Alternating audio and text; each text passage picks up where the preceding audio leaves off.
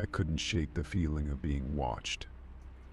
Every creak of the house, every gust of wind seemed amplified. I was on edge, unable to focus on anything. My normally comforting home had become a place of paranoia. I installed extra locks and a security camera, hoping that these measures would restore some sense of safety. The following night was restless. I kept checking the locks, jumping at every sound. I reviewed the security camera footage obsessively, looking for any signs of intrusion. The footage showed nothing unusual, no one entering or leaving, no shadows flitting past the camera. It was as if the person who had been in my home had vanished into thin air. The days turned into weeks, and the intrusion seemed to fade into a distant nightmare. But the fear never fully left. I continued to live in a state of heightened alert, always checking and rechecking my locks, constantly scanning for signs of someone lurking in the shadows. Then, one evening as I was sorting through some old papers, I found something that made my blood run cold. Buried beneath a stack of old documents was a small, folded note. My hands trembled as I unfolded it. The message was short, scrawled in a familiar handwriting. "I know where you live. I'm always watching." The note sent me into a spiral of anxiety. The same handwriting from the previous notes, neat, unsettling.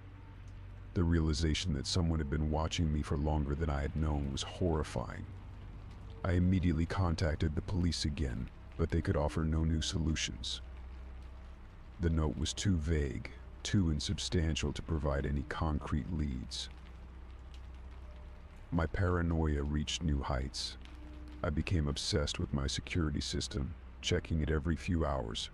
I installed motion detectors and additional cameras, turning my home into a fortress of surveillance.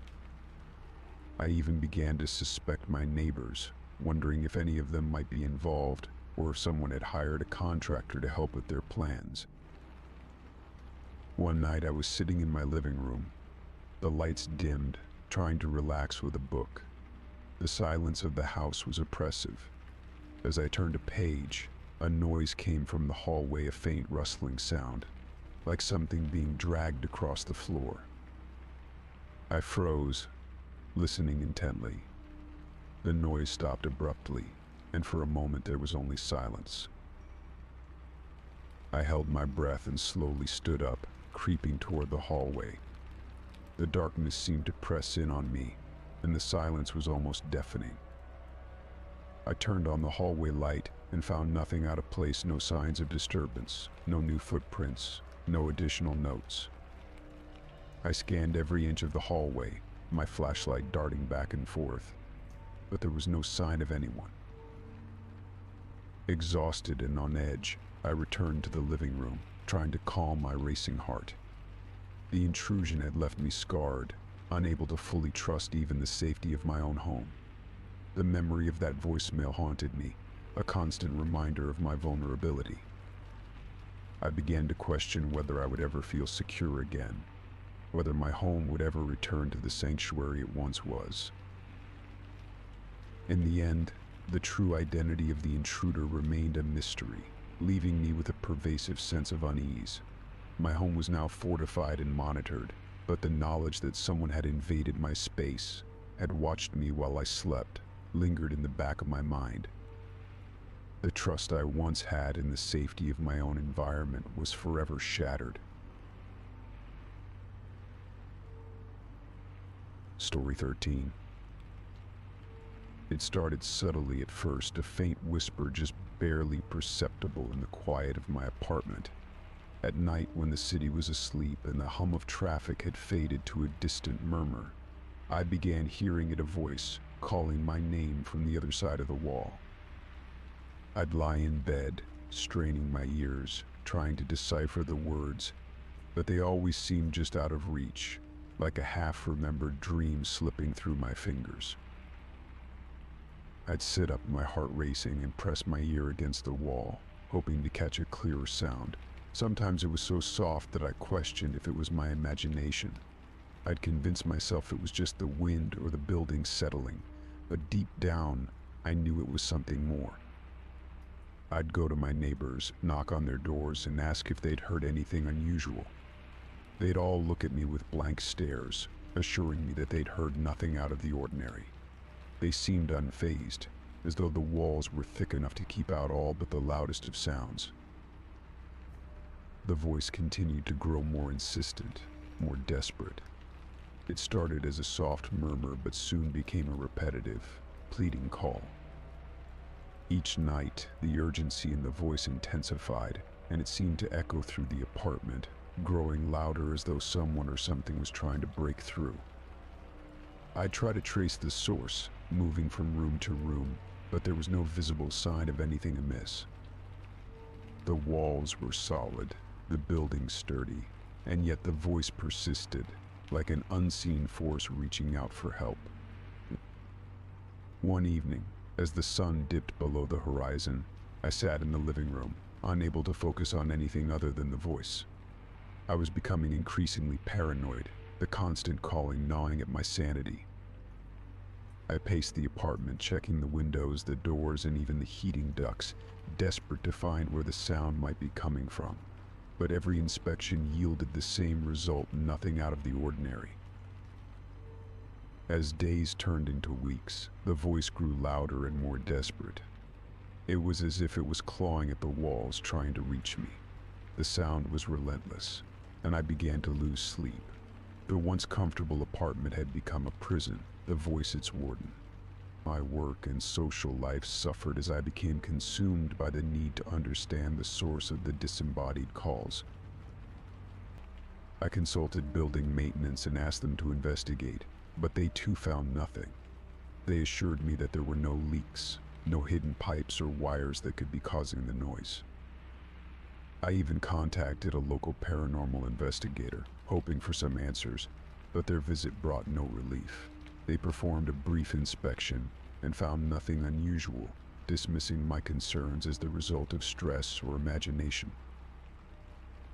One night, as I sat in the darkness of my living room, the voice reached a crescendo of desperation. It was as though the caller was right next to me, screaming for help through the walls. The intensity was overwhelming, and I felt my sanity fraying at the edges. I had no choice but to confront it directly.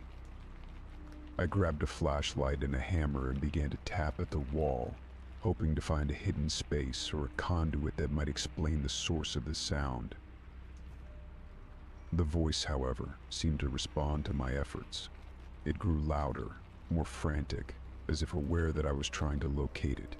I continued to probe and pound, my frustration mounting, but there was nothing, no hidden cavities, no secret compartments, just solid, unyielding walls. Then, just as suddenly as it had started, the voice ceased.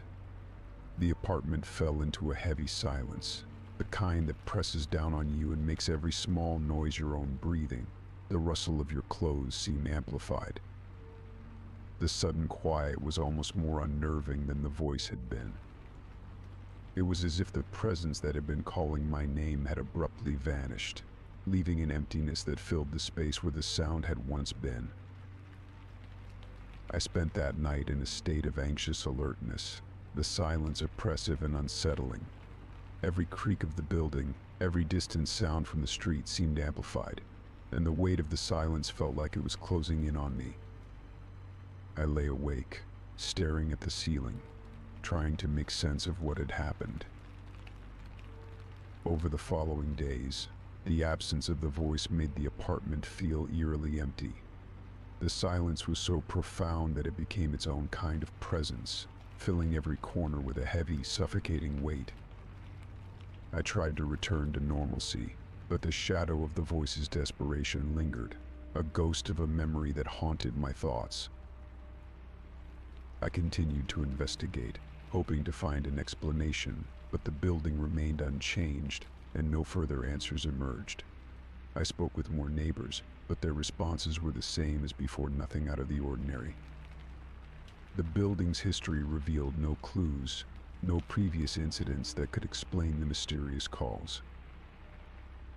To this day, I never discovered who or what was behind the voice. The apartment returned to its former state of quiet, but I never felt the same comfort within its walls. The memory of that desperate, haunting call remained with me, a chilling reminder of the unknown. And as I moved on, I could never quite shake the feeling that something had been reaching out from beyond the wall, calling my name in the darkness, and I was left with the unsettling knowledge that some questions are never answered. Story 14.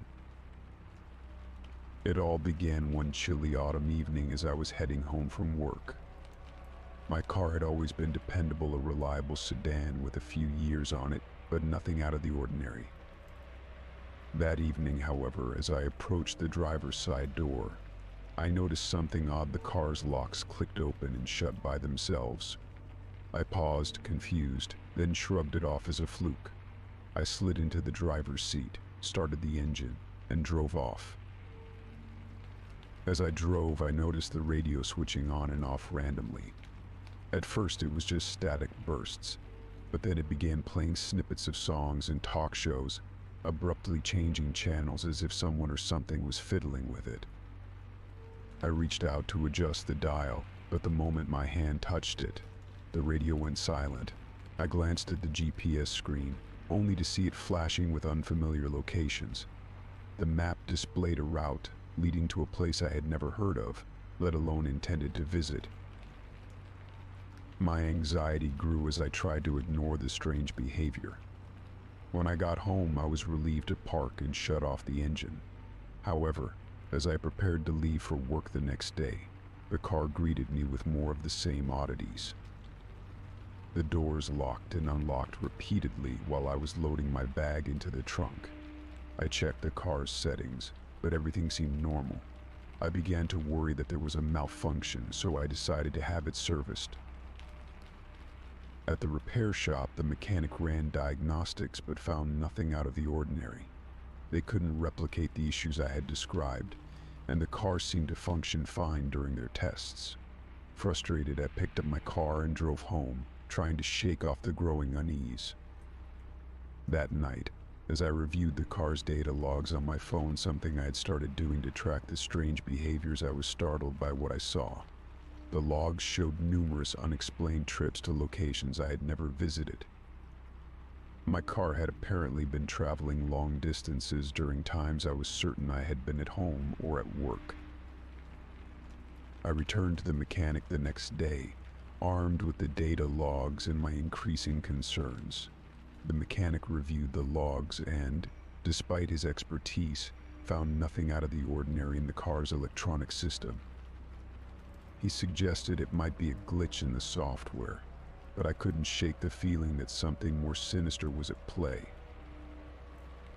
I began to fear for my safety on the road. The car's behavior became more erratic. The headlights flashed on and off. The windshield wipers turned on during dry weather, and the horn blared spontaneously. It felt like someone or something was manipulating the car's systems from afar. The sense of being watched was palpable. I wondered if someone had hacked into the car's electronic systems, though I had no idea how or why. The car's strange behavior continued unabated. One night, while parked outside my apartment, I saw a shadowy figure near the vehicle. I couldn't make out details, but the figure seemed to be tampering with something on the driver's side. My heart raced, and I rushed outside, but the figure was gone. The car, of course, showed no signs of tampering when I checked it. The locks, radio, and GPS continued their erratic performances, but I couldn't find any physical evidence of interference. Determined to uncover the truth, I decided to install a dash cam with surveillance capabilities. I wanted to record everything that happened with the car, hoping it might provide some answers. The dash cam's footage was both eerie and puzzling.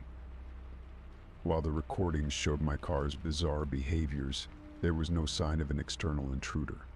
There were no shadowy figures or suspicious individuals, just the inexplicable actions of the vehicle itself. As weeks went by, my paranoia deepened. I started to take different routes to work, avoided driving at night, and even considered selling the car. though the thought of parting with it filled me with dread. The idea that someone could have such control over my car was unsettling. I feared for my safety every time I got behind the wheel. One evening I was driving home after a long day at work, my nerves frayed and my mind exhausted. The car's GPS suddenly recalibrated itself and began guiding me to an unfamiliar, remote location. My heart pounded as I followed the instructions, unable to shake the feeling that I was being led somewhere dangerous. When I finally arrived at the location, a deserted warehouse on the outskirts of town, I hesitated before getting out. The place was eerily silent, its dark, foreboding structure illuminated only by the dim glow of streetlights. I approached the building cautiously, my senses on high alert. The warehouse was abandoned, its windows boarded up and its doors rusted shut. Just as I was about to turn back, I heard a faint noise behind me, a sound like a door creaking open. I spun around, but there was nothing there. I quickly got back into my car and drove away, my mind racing with thoughts of who or what might have led me to that place. The experience left me shaken, but it also drove me to take drastic measures. I sought help from a cybersecurity expert who specialized in automotive technology. He conducted a thorough investigation and found that my car had been compromised by a sophisticated hacking device, one that allowed an external party to manipulate the vehicle's systems. The hacker's motives remained unclear, but the expert assured me that the device had been removed and my car's systems were now secure. With the immediate threat removed, I felt a sense of relief. I still didn't fully understand why I had been targeted or who had done it, but the knowledge that my car was no longer being tampered with eased my fears. I continued to drive with caution, always wary of any strange behavior, but the experience had taught me to be more vigilant about my personal safety and the security of my possessions. In the end, the mystery of the phantom car remained unsolved, but I had learned an important lesson. Sometimes the greatest dangers come from the places we least expect, and vigilance is the key to staying one step ahead. Story 15. The postcard arrived on an ordinary Tuesday, its arrival almost imperceptible amid the routine of my day. I was sorting through my mail, half listening to the news on the radio, when I came across it. The postcard was simple enough, an unremarkable piece of cardstock with a glossy image of my house on the front. The image was taken from a distance, capturing the front facade and the neatly trimmed lawn, but what struck me was the message scrawled on the back in an uneven, almost shaky handwriting. I know your secret. There was no return address, only a generic postmark from a location I couldn't place. The address written on the postcard was fictitious, a jumble of numbers and letters that led nowhere. I turned the postcard over in my hand, my heart pounding. My house looked the same as always in the picture, but the message was a chilling reminder that someone knew something about me, something they shouldn't.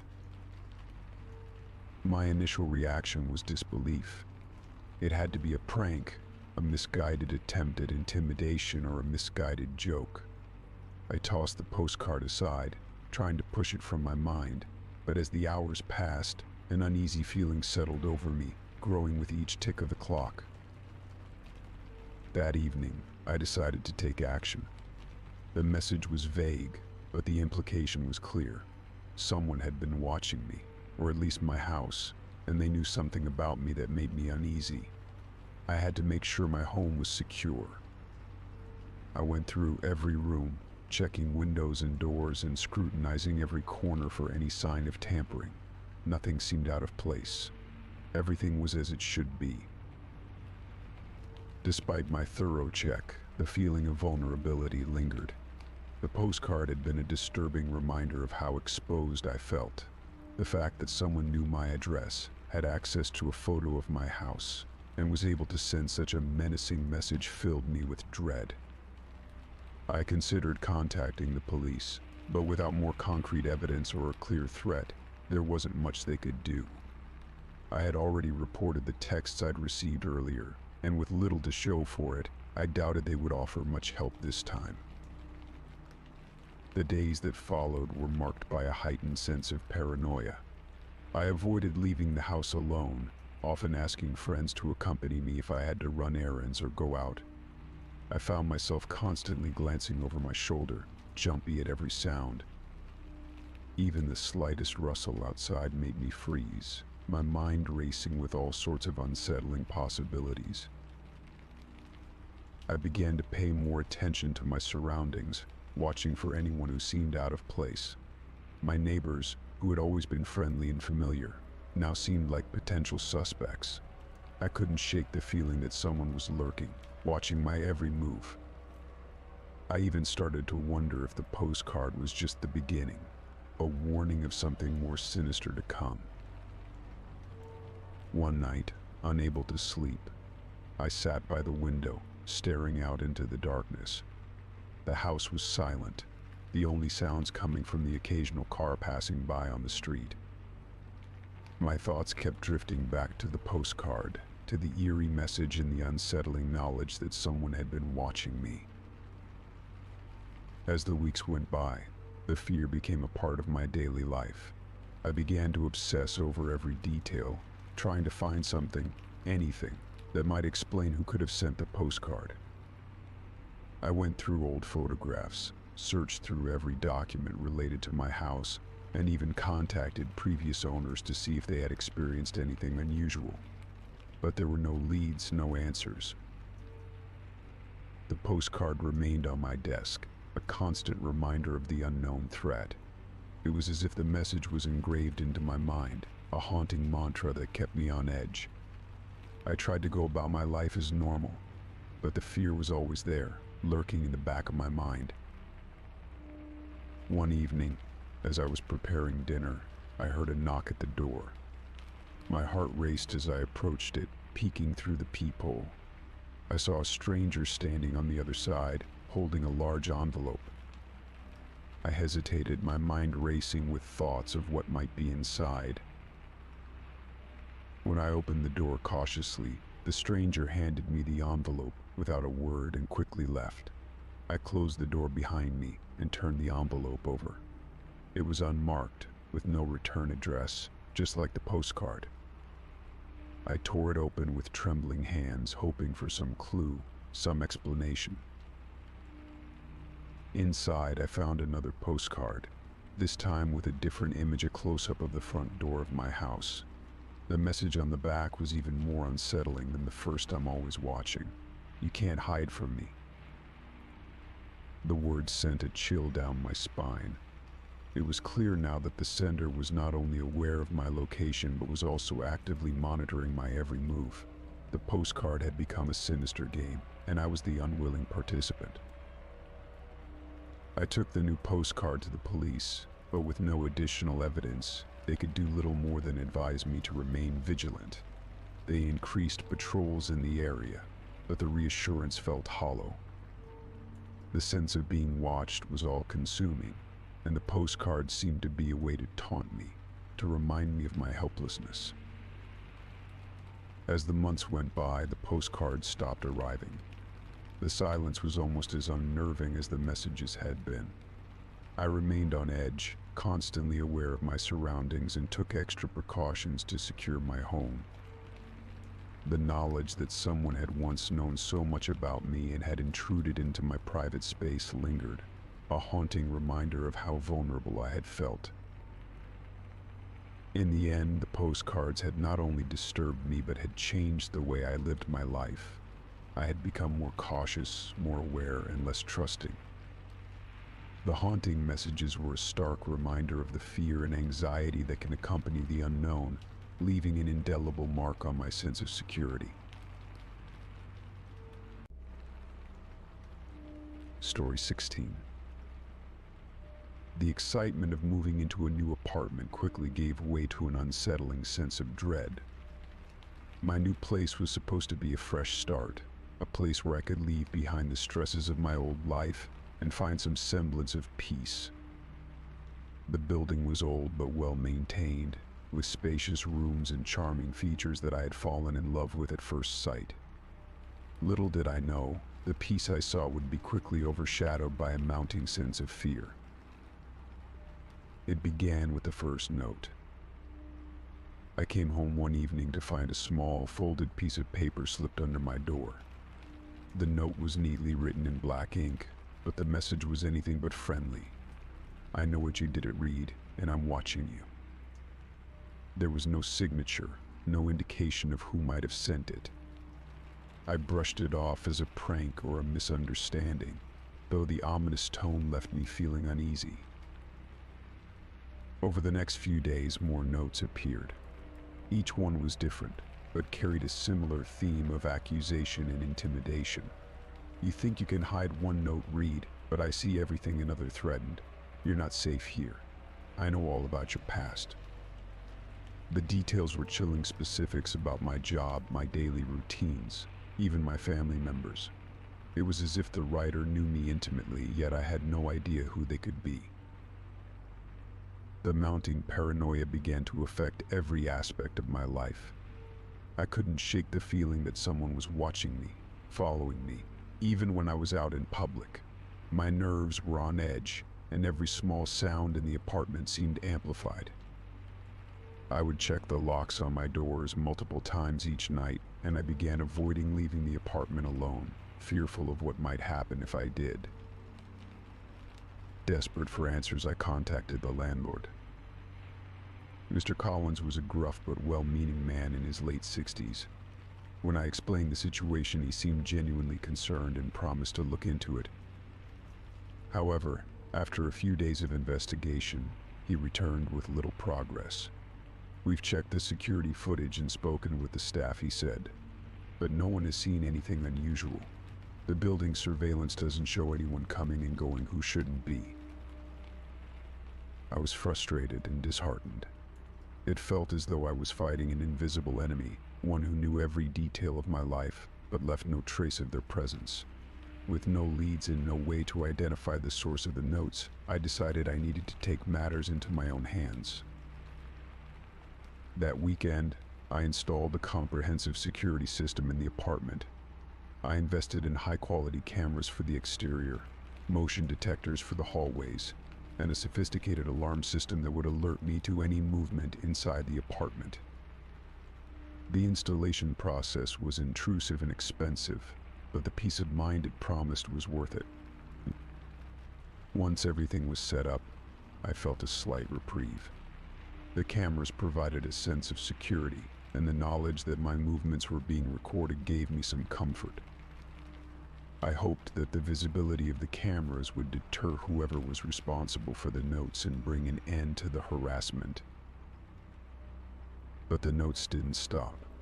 If anything, they became more frequent and more personal.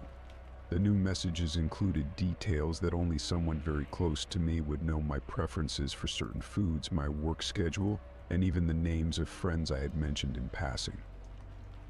"You think a few cameras will keep me away?" one note taunted. "I'm always closer than you think." The constant fear of an unseen threat began to erode my sense of normalcy. I would review the security footage obsessively, hoping for some clue or sign of who might be behind the harassment. Each night, as I watched the recorded footage, I scanned for any unusual movements or people lingering near my apartment, but there were no clear answers. The situation reached a boiling point when I received a note that detailed a specific event from my past, a painful experience that I had rarely spoken about. "You haven't forgotten, have you?" it said. "Your past is catching up with you." I was horrified. How could someone know about such personal and private aspects of my life? It felt as though my entire existence was under scrutiny. Feeling trapped and exhausted, I reached out to the police for assistance. They conducted a thorough investigation, but despite their efforts, they couldn't find any evidence or trace of the stalker. "We'll keep an eye out for anything unusual," Officer Martinez said, "but without more information, it's challenging to pinpoint who might be behind this." I felt helpless and isolated, trapped in a cycle of fear and anxiety. The security system, while providing some peace of mind, did little to quell the growing sense of paranoia. I became hyper-aware of my surroundings, always on edge and constantly looking over my shoulder.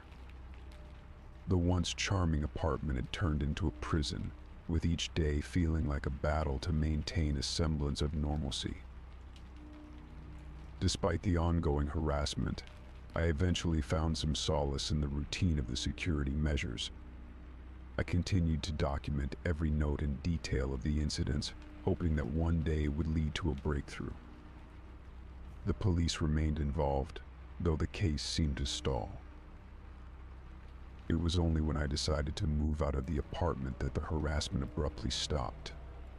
As I packed my belongings, I couldn't help but feel a sense of relief mingled with lingering fear.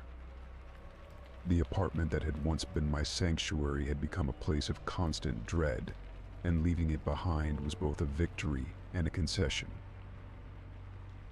The new place, though not without its own challenges, offered a fresh start. I had learned to be more cautious and aware, and I vowed to never let my guard down again. The notes and the fear that had consumed me were behind me, but the experience had left a mark. Even now, as I settle into my new home, I remain vigilant, aware that the shadows of the past can sometimes follow you, even when you think you've escaped them. Story 17. I was alone in my apartment, relishing the solitude after a long week of work. The place was modest but comfortable, a sanctuary where I could unwind without interruption. My evenings were usually spent relaxing with a good book or catching up on my favorite shows. But lately something had been disturbing my peace. It started subtly. I began to feel a sense of unease whenever I was alone at night, an inexplicable feeling that I was being watched.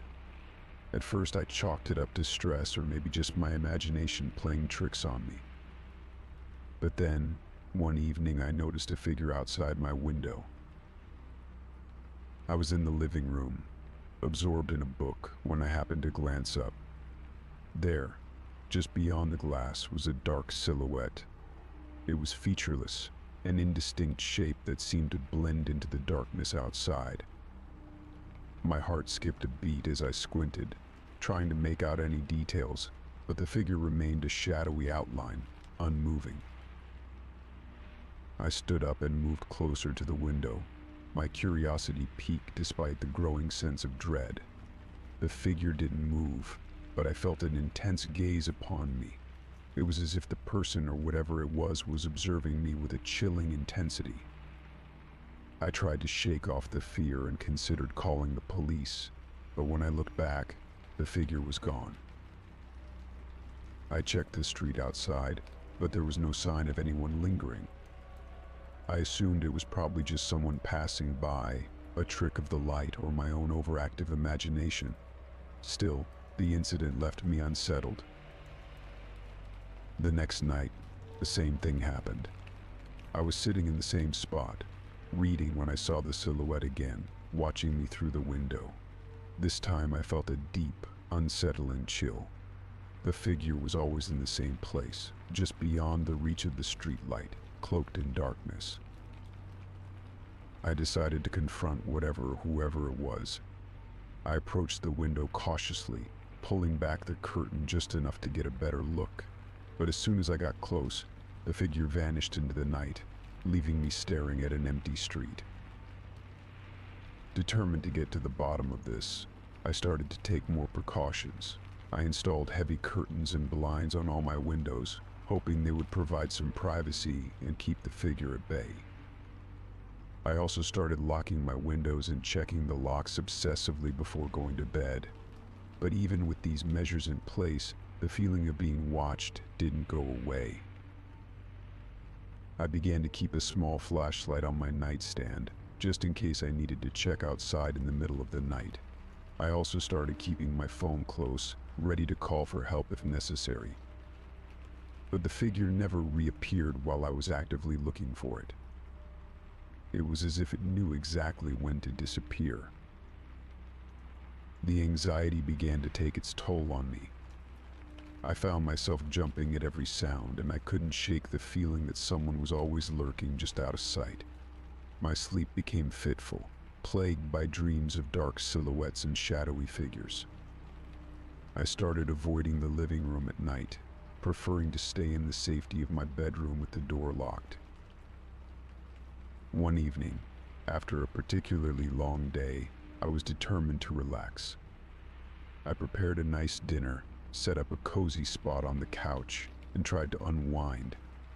I was almost successful in forgetting the eerie feeling that had plagued me, until I happened to glance towards the window. There was again the silhouette, watching me from the darkness. This time, I felt a surge of frustration. I grabbed my flashlight and headed for the window. I yanked the curtains open and shone the light outside, but the figure was gone. My hands were trembling, and I felt a mix of anger and fear. I stood there for a few minutes, hoping to catch a glimpse of whatever had been tormenting me, but there was nothing. I decided it was time to take more drastic measures.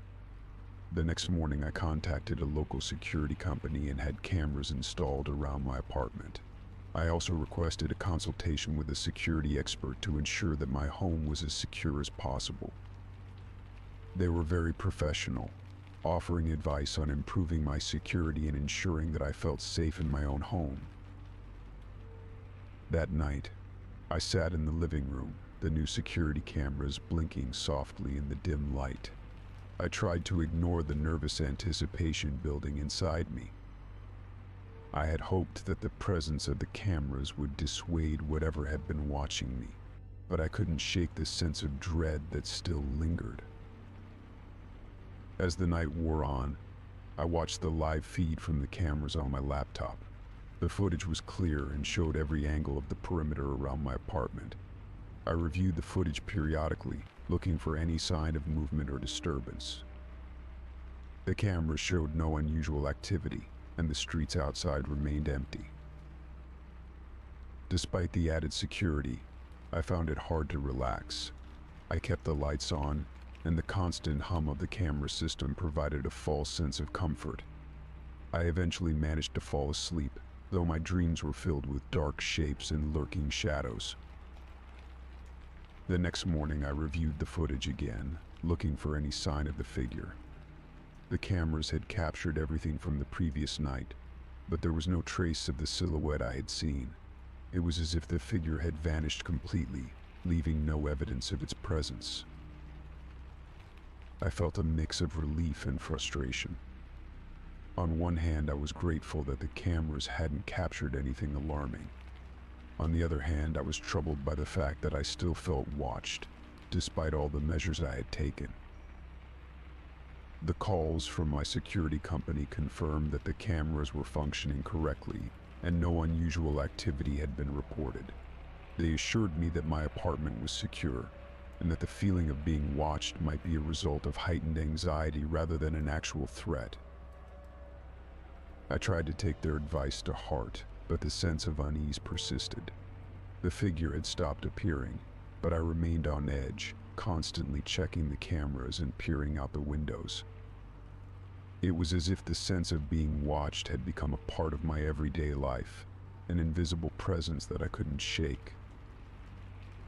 Despite the absence of the figure, the experience had left a lasting impact on me.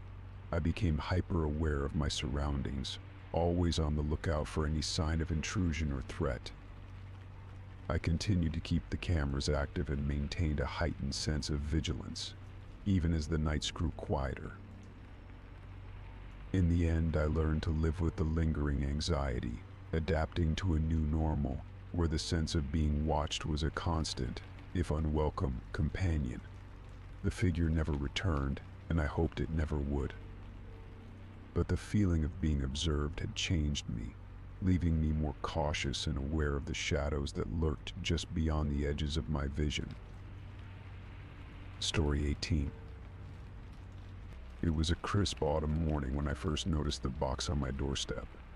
The day had started like any other, with the usual routine of grabbing coffee and heading to work. I almost overlooked the package, a small, unremarkable cardboard box with no return address or markings. It was only when I saw the label with my name that I hesitated and decided to investigate further. Inside the box was something that made my blood run cold, a pair of my own used shoes. They were scuffed and worn, the laces slightly frayed. I recognized them immediately, a pair of old sneakers I had discarded weeks ago. Alongside the shoes was a note, written in an unfamiliar, slightly uneven handwriting. "I'm following your every step." My heart raced as I stared at the shoes. How had someone gotten their hands on them? More importantly, who was behind this unnerving message? I tried to calm myself and consider the possibilities. Maybe it was a prank from a friend, though none of my friends had ever been this intrusive or sinister. To be sure, I decided to check my home security cameras. The cameras covered every angle of my front porch, and I was confident they would have recorded any unusual activity. I pulled up the footage from the previous night and began to watch. What I saw only deepened my unease. There was no footage of anyone dropping off the package. The timestamp showed the box had appeared out of nowhere, without any person or vehicle in sight. My mind raced through the implications. Someone had been able to get close to my house without leaving a trace on the cameras. The realization that someone might have been watching me, tracking my movements, made me feel vulnerable and exposed. My daily routines, the places I visited, everything suddenly felt compromised. As the days passed, the message in the note haunted me. I began to scrutinize every detail of my life. I noticed how often I followed the same routes to work, the same paths during my evening walks. The predictability of my routine suddenly seemed dangerous, like a map someone could use to track my movements. I started varying my routes, taking different paths to work and exploring new coffee shops and parks. Every time I saw someone on the street who seemed out of place, my heart would race. I avoided making eye contact with anyone who appeared to be watching too closely, and I became hyper-aware of my surroundings. Despite these precautions, the anxiety of being watched never fully left me. Each time I returned home, I found myself checking the perimeter of my property, peering into the darkness for any sign of someone lurking nearby. The box and the note had left a lingering fear that gnawed at my sense of security. One evening, as I returned from a new grocery store I had started frequenting, I noticed a figure standing on the opposite side of the street. The person was wearing a dark coat and hat, their face obscured by the shadows. The sight of them made my pulse quicken, and I instinctively took a longer route home, circling the block to avoid any potential confrontation. I arrived at my apartment, the unsettling figure still on my mind. I decided to take more proactive measures. I installed additional security cameras around my property, focusing on blind spots that the previous system might have missed. I also began to keep a detailed log of my daily activities, noting every place I visited and every person I encountered. The thought of someone tracking me made me increasingly paranoid, but I hoped that by documenting everything, I might uncover some pattern or clue. Weeks went by with no new developments, but the fear remained. I tried to keep up with my new routines and habits, hoping to throw off whoever was watching me. Still, the feeling of being followed persisted. I avoided staying out too late, and always ensured that I wasn't being followed by taking circuitous routes home. The constant vigilance was exhausting, and the tension made it difficult to focus on anything else. One night, as I was reviewing my security footage, I noticed something unusual. There was a brief moment where the footage seemed to glitch, a few frames where the image distorted and flickered. In those moments, I could make out a shadowy figure moving near my front door. It was barely perceptible, but it was enough to reignite my fear. I decided to show the footage to the police, hoping they could provide some assistance. They were concerned but found the evidence inconclusive. They advised me to continue monitoring the situation and assured me they would increase patrols in the area. The lack of concrete evidence and the inability to identify the shadowy figure left me feeling frustrated and helpless. As the months passed, the intensity of the fear gradually diminished, but it never fully disappeared. I continued to live cautiously, maintaining my vigilance and alternating my routines. The thought of the shoes and the cryptic note became a haunting memory, a reminder of the unsettling reality that someone had been close enough to invade my privacy and unsettle my life. Despite the absence of further contact, I couldn't shake the feeling that the person behind the note was still out there, watching from the shadows. The fear of being followed had become a part of my life, a constant, unnerving presence that had forever altered my sense of safety. Every now and then, when I notice something unusual or catch a glimpse of someone watching from afar, the anxiety flares up again. The memory of the shoes and the note serves as a chilling reminder that, even in the most familiar of places, danger can be closer than we think. Story 19. It started as an ordinary evening. I was cleaning the bathroom, something I found soothing after a long day. The bathroom mirror was my focus, its surface fogged up with steam from a hot shower. As I wiped away the condensation with a soft cloth, I noticed something odd. My reflection didn't quite match my movements. At first, I thought it was a trick of the light. Maybe the steam had created some sort of optical illusion. I shrugged it off and continued scrubbing the mirror, but the feeling of unease persisted. My reflection seemed to lag slightly behind my actual movements, as if there was a brief delay in synchronization. I paused and stared at the mirror, trying to see if I was imagining things. My reflection remained frozen in a smile while my real self frowned in confusion. I shook my head, trying to clear my thoughts. Perhaps fatigue was playing tricks on me. I wiped the mirror again, hoping to dispel whatever strange effect was occurring. But the distortions only grew more unsettling. My reflection began to twist and warp, displaying a series of unsettling expressions, frowns, sneers, and even looks of terror, while my own face remained neutral. It was as if the mirror was showing me the emotions of someone else, someone I didn't recognize. I felt a shiver run down my spine as I watched my reflection contort into shapes that were almost grotesque. Desperate to understand what was happening, I tried to wipe the mirror clean again. I even used a different cloth, scrubbing with more force. But no matter how much I cleaned, the distortions remained. Each time I looked away and then back, the reflection would change, as if it were mimicking someone or something else. I felt a growing sense of dread as the expressions became increasingly distorted and unsettling. My reflection's eyes would widen in fear, or it would make a face as if screaming silently.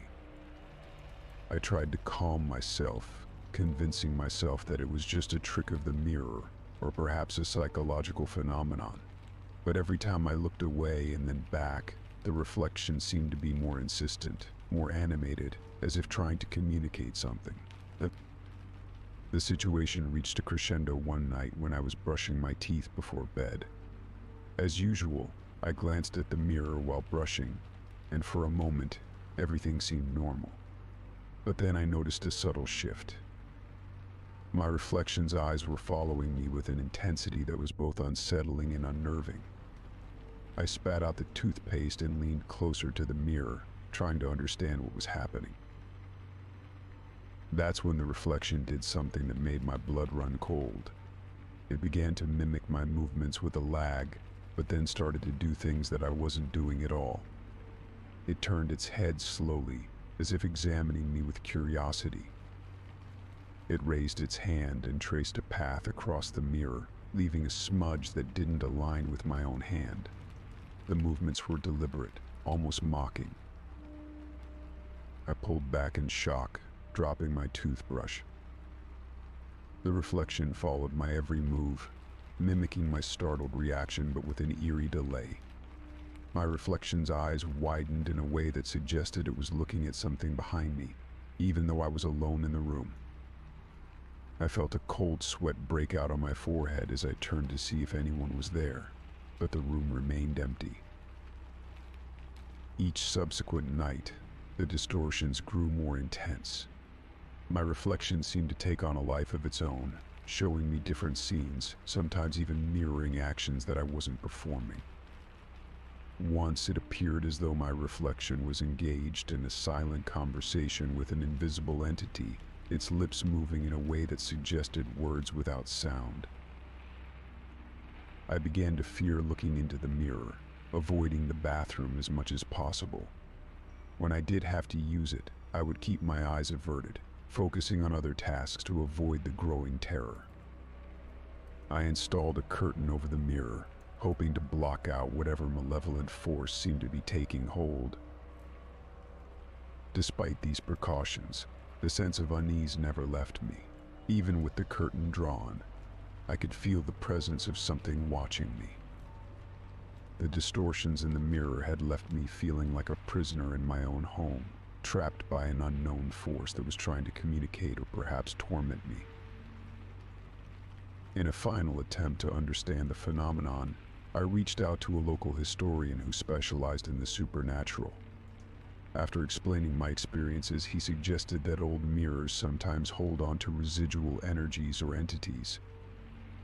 He recommended having the mirror blessed and then disposed of, claiming that it might rid the space of any lingering presence. With no other options left, I followed his advice. I arranged for a local priest to bless the mirror, and then carefully wrapped it in cloth before disposing of it. I replaced it with a new mirror, hoping that the issue had been resolved. The new mirror did not exhibit any strange behavior. My reflection was now normal, and the distortions had ceased. However, the experience left a lasting impression on me. I could no longer look at a mirror without feeling a twinge of apprehension, and the echoes of that unsettling night haunted me. The mirror had been a gateway to something inexplicable, a reminder of the shadows that linger just out of sight, waiting for the chance to reveal themselves. Story 20. The morning started like any other. I woke up, groggy from a night of restless sleep, and stumbled out of bed. As I shuffled into the living room, still wrapped in my blanket, I froze. There, sitting comfortably on my couch, was a stranger, deeply engrossed in a book. The sight was so surreal it took a moment for my brain to register what was happening. The man was in his mid-30s, wearing a light blue shirt and jeans. His posture was relaxed, and he appeared completely at ease, flipping through the pages of the book with a calm, deliberate pace. The sun streaming in through the windows cast a warm glow on the scene, but it did nothing to dispel the cold fear that gripped me. For a few seconds I stood there, frozen in place, my mind racing. How had he gotten in? My doors were locked, and I had no idea who this person was or what his intentions might be. I finally managed to muster enough courage to speak. "Who are you?" I asked, trying to keep my voice steady. "What are you doing in my house?" The man looked up from his book, his expression softening into a benign smile. "I was waiting for you," he said, his voice calm and unhurried. My heart pounded in my chest. The way he spoke, as if this were a perfectly normal situation, only heightened my sense of unease. I quickly reached for my phone, my hands shaking, and dialed 911. I tried to maintain my composure as I explained the situation to the operator, though my voice wavered with fear. As I spoke, I kept my eyes on the intruder, who continued to sit there, seemingly unfazed by the commotion. He didn't make any move to leave or approach me, just sat there, as if waiting for some invisible cue. The police arrived within minutes, their footsteps echoing through the house. I led them to the living room, but to my shock and growing anxiety, the man was gone. The room was empty, save for the book lying on the couch. My stomach churned as I noticed the book's cover. It was a classic novel, one I had never seen before, and it was now resting on my furniture, an eerie reminder of the stranger's presence. The officers conducted a thorough search of the house, but found no signs of forced entry, no indication that anyone had been there recently other than the book on the couch. They checked all the windows and doors, finding them securely locked. The intruder had vanished without a trace, leaving behind only that unsettling book. As the officers questioned me, I felt a rising sense of dread.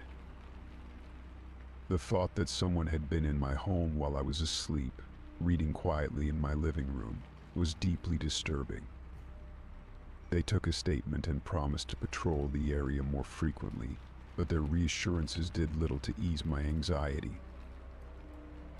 I spent the rest of the day in a daze, my mind replaying the events over and over. I couldn't shake the feeling of violation, of having been watched while I slept. The house, once a place of comfort, now felt like a cage. Every creak of the floorboards, every gust of wind outside seemed amplified, as if mocking my sense of safety. As night fell, I found myself unable to relax.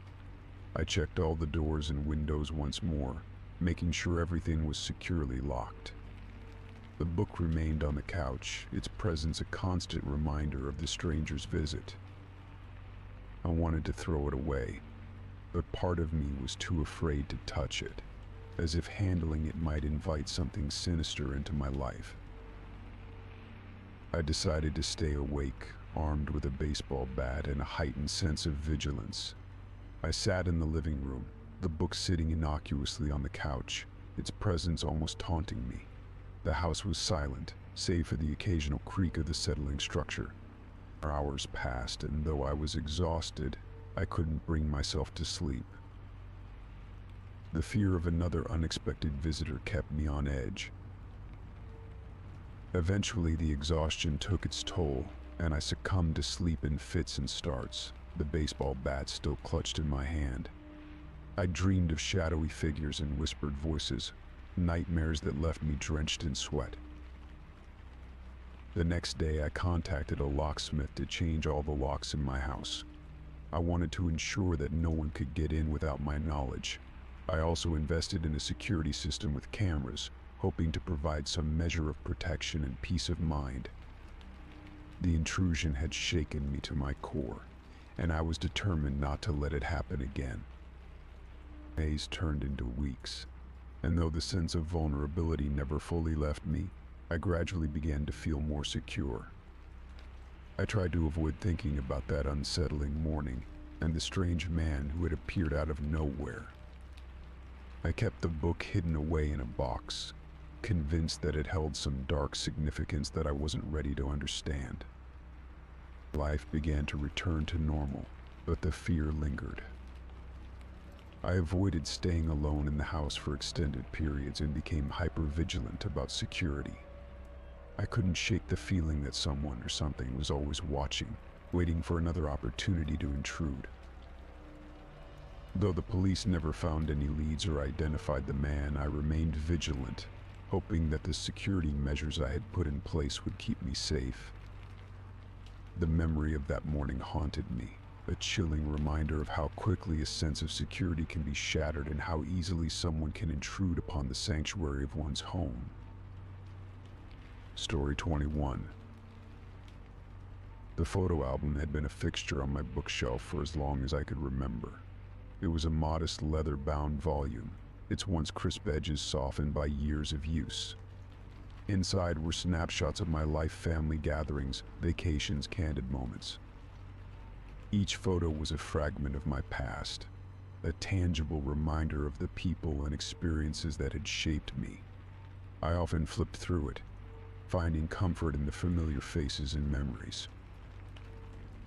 One evening, As I was tidying up my living room, I noticed the album was missing. I searched the entire room, checking under cushions, behind furniture, and in every nook and cranny, but it was nowhere to be found. I shrugged it off, thinking perhaps I had misplaced it or left it in another room. Days went by and I started to worry that it might have been accidentally thrown out or misplaced during a cleaning spree. Then, almost as if by magic, the album reappeared. It was back on the shelf in its original spot, exactly where it had been before. I was relieved but puzzled. I hadn't found it, nor had I seen anyone else in the house who might have returned it. My curiosity was piqued, and I picked it up, expecting to see the familiar faces from my past. However, when I opened the album, a chill ran down my spine. The photos had been rearranged, and the images were unlike any I had seen before. The familiar snapshots were gone, replaced by disturbing and unfamiliar faces. Each page was filled with strangers, their expressions ranging from serene to unsettlingly intense. They stared out from the pages, their eyes seeming to follow me as I flipped through the album. The rearrangement was meticulous. The photos were ordered in a way that felt intentional, almost as if they were telling a story, but the story was foreign and disconcerting. The faces were not just random, they seemed to be watching me with a disturbing awareness. There were no captions or identifying marks, just the eerie, unfamiliar faces, one after another. I tried to make sense of the situation. Had someone broken into my home and tampered with the album? It seemed improbable, but the thought that someone had been in my personal space without my knowledge was deeply unsettling. I searched the rest of the house for signs of tampering, but everything else appeared untouched. There were no signs of forced entry or disturbance. The more I examined the album, the more the images seemed to affect me. Some of the faces had an almost spectral quality, their features blurred or distorted in a way that made them appear unnatural. I felt as though they were not just photographs but something more sinister. The way the eyes seemed to follow me made it hard to look away. Every time I turned the page, I half expected to see one of the figures reaching out, or worse, emerging from the photo. I reached out to friends and family, hoping to get some perspective. I showed them the album and described the situation, but they were equally puzzled. None of them recognized the faces in the photos, and no one could offer an explanation for their appearance. They suggested that I might have dreamt about the album, or that it was a result of some obscure prank. But the more I thought about it, the more the sense of intrusion grew. The photos were not just disturbing, they were a violation of my privacy. It felt as if someone had deliberately invaded my personal space and rearranged my memories to unsettle me. The album, once a cherished collection of moments from my life, had become a source of anxiety and fear. I decided to take the album to a local photo expert, hoping they could provide some insight. The expert examined the photos and confirmed that they were genuine prints, not digitally altered. However, they couldn't identify the subjects or explain how they had ended up in my album. Their inability to provide answers only added to my unease. As days turned into weeks, the album remained a constant source of dread. I tried to avoid looking at it, but it was hard to ignore the presence of those unsettling faces. I considered disposing of it, but the thought of throwing away something that had been in my possession for so long felt wrong. I couldn't shake the feeling that getting rid of it might be admitting defeat, or worse, acknowledging that the intrusion had won. I began to notice other subtle changes around the house. Small objects would be out of place, or I would find things in locations I was sure I hadn't left them. It was as if the house itself was conspiring to reinforce the feeling of unease that the album had introduced. Every creak of the floorboards or rustle of the curtains made me jump, and I became increasingly paranoid about my surroundings. I even began to wonder if the album was somehow connected to these occurrences. Had it somehow opened a door to something sinister, or was it merely a catalyst for my own growing anxiety? The constant presence of those unsettling faces made it hard to think clearly. Eventually, I decided to lock the album away in a box and store it in the attic, hoping that removing it from my immediate environment might help me regain a sense of normalcy. The attic was a dark, dusty space, rarely visited, and I hoped that by keeping it there I could distance myself from the feeling of intrusion it had brought. Despite my efforts, the unease remained. The faces from the album lingered in my mind, and the feeling of being watched persisted. The album had transformed from a simple collection of memories into a symbol of violation and fear. It was a constant reminder that even the most familiar and comforting things could be turned into sources of dread. Story 22. It was a quiet evening when my phone rang with an anonymous number. I was in the middle of cooking dinner, the aroma of garlic and herbs filling the kitchen. I glanced at the screen, puzzled by the unknown caller. The phone rang again, and despite my better judgment, I answered. "Hello," I said, trying to keep my voice steady. There was no response at first, just a disconcerting silence on the other end. Then, I heard it heavy breathing, labored and uneven, like someone struggling to catch their breath. The sound was unnervingly close, and it sent a shiver down my spine. I waited, expecting the caller to speak, but instead there was a series of strange noises, muffled thumps, indistinct murmurs, and a low, unsettling hum. "Hello," I repeated, more urgently this time. But there was no reply. The call ended abruptly, leaving me with a lingering sense of dread. I tried to shake it off, convincing myself it was a wrong number or a prank. Over the next few days, the calls didn't stop. They came at all hours, early in the morning, late at night, and even during work hours. Each call was the same heavy breathing and strange noises. I tried to block the number, hoping it would stop the harassment. But instead of decreasing, the calls began to come from different numbers, each one more disturbing than the last. The anonymity of the calls only added to my growing sense of fear. One night, the phone rang just as I was about to go to bed. I hesitated but answered, hoping to confront the caller directly. The same heavy breathing greeted me, accompanied by an eerie, rhythmic scratching sound that seemed to echo through the phone line. I could barely make out a faint, almost imperceptible whisper in the background, but the message was too garbled to understand. By now, the calls were affecting my sleep and work. I found myself constantly checking my phone, anxious about the next call and unable to focus on anything else. My stress levels soared as I began to suspect that whoever was making these calls had sinister intentions. The constant barrage of calls became a relentless torment, leaving me feeling paranoid and isolated. Desperate for relief, I contacted my phone service provider and reported the issue. They assured me they would investigate and advised me to change my number, which seemed like a drastic but necessary step. I followed their advice and switched to a new number, hoping this would put an end to the disturbing calls. For a few days there was peace. I started to relax, feeling a semblance of normalcy returning to my life. But then, the calls started up again.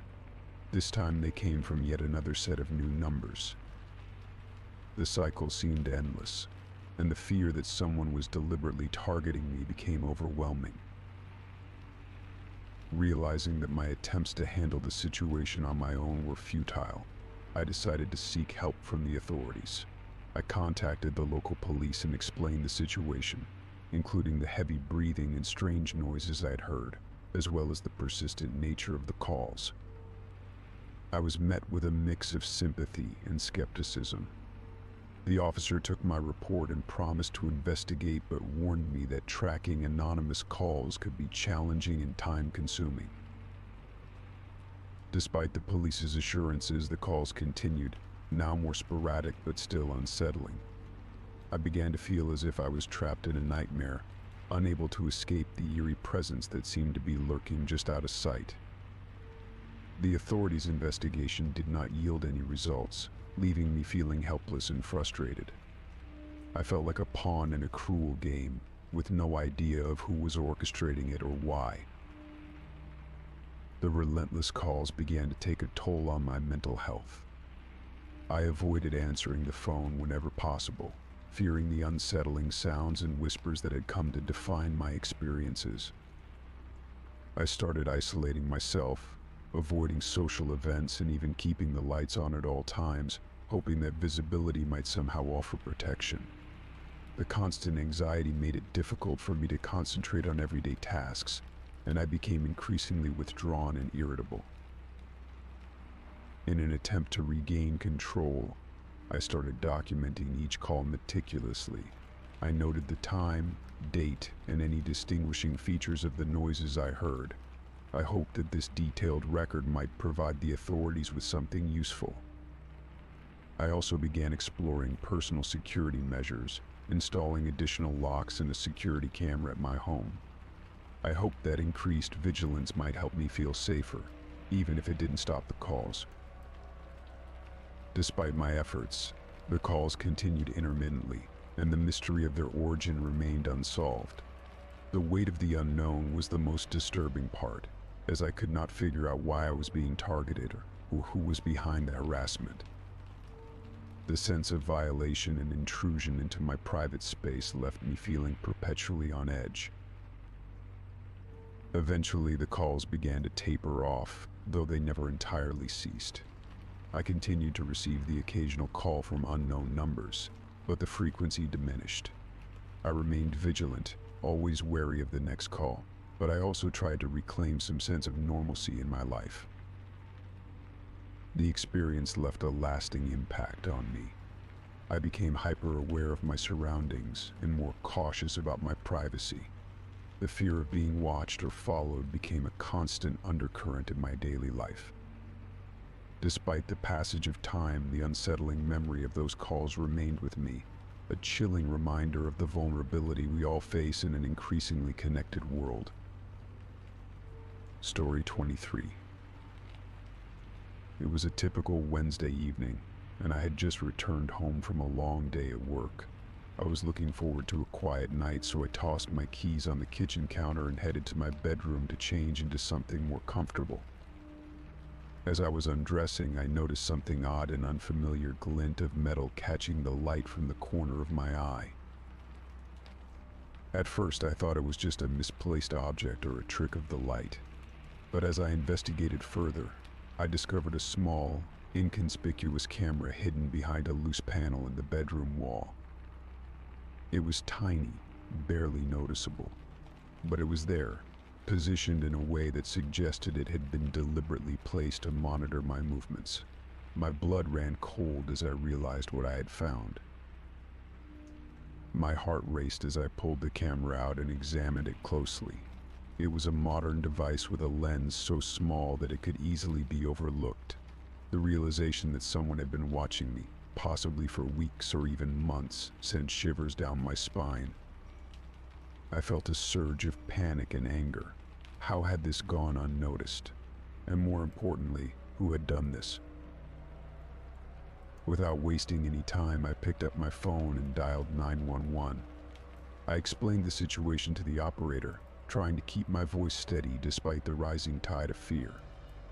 Within minutes, the police arrived, and I showed them the camera I had found. They took it into evidence and began an investigation.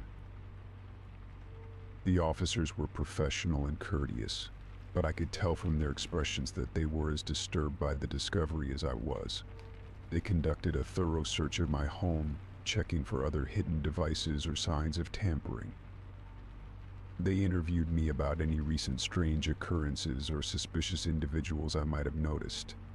I told them about the occasional strange noises and the feeling of being watched, but I hadn't suspected anything as sinister as this. The police took the camera for forensic analysis, hoping to find any clues about its origin or the person who had placed it. They promised to keep me updated on their progress, but as days turned into weeks, their updates were few and far between. The forensic results were inconclusive. There were no fingerprints, no identifying marks, and the camera's data didn't lead to any concrete leads. It seemed to be a dead end. The violation of my privacy had a profound effect on me. I found myself constantly on edge, unable to shake the feeling that I was being watched even when I was alone. The safety and comfort of my home were shattered, and every small noise or movement seemed magnified, a reminder of the intrusion I had experienced. I took it upon myself to conduct a more exhaustive search of my home, looking for any other hidden cameras or recording devices. I checked every nook and cranny, examining electrical outlets, vents, and any potential hiding spots. I even hired a professional to conduct a sweep of the property, but they found nothing. It was both a relief and a source of frustration. Relief that there were no more hidden devices, but frustration that I could not understand why someone had targeted me. The days turned into months, and life gradually returned to a semblance of normalcy. I tried to rebuild my sense of security, but the experience had left a lasting impact. I installed additional security measures, including surveillance cameras around the exterior of my home and motion detectors, hoping to regain some control over my environment.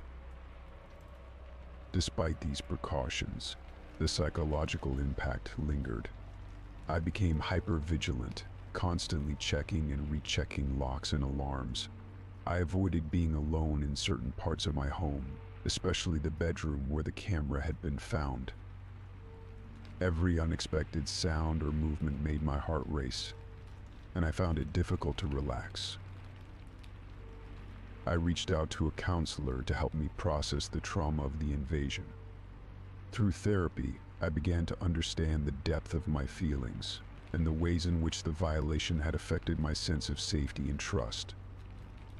It was a slow and difficult process, but I gradually began to feel more in control of my emotions. The mystery of the hidden camera remained unsolved, but I tried to focus on the things I could control. I kept in touch with the police, hoping for any updates, but none ever came. The investigation seemed to have gone cold, leaving me with unanswered questions and an unsettling sense of uncertainty. In time, I learned to live with the lingering unease, accepting that some answers might never come. I made efforts to reclaim my sense of safety, both physically and emotionally. I found solace in routines, in spending time with loved ones, and in rebuilding my trust in the security of my home.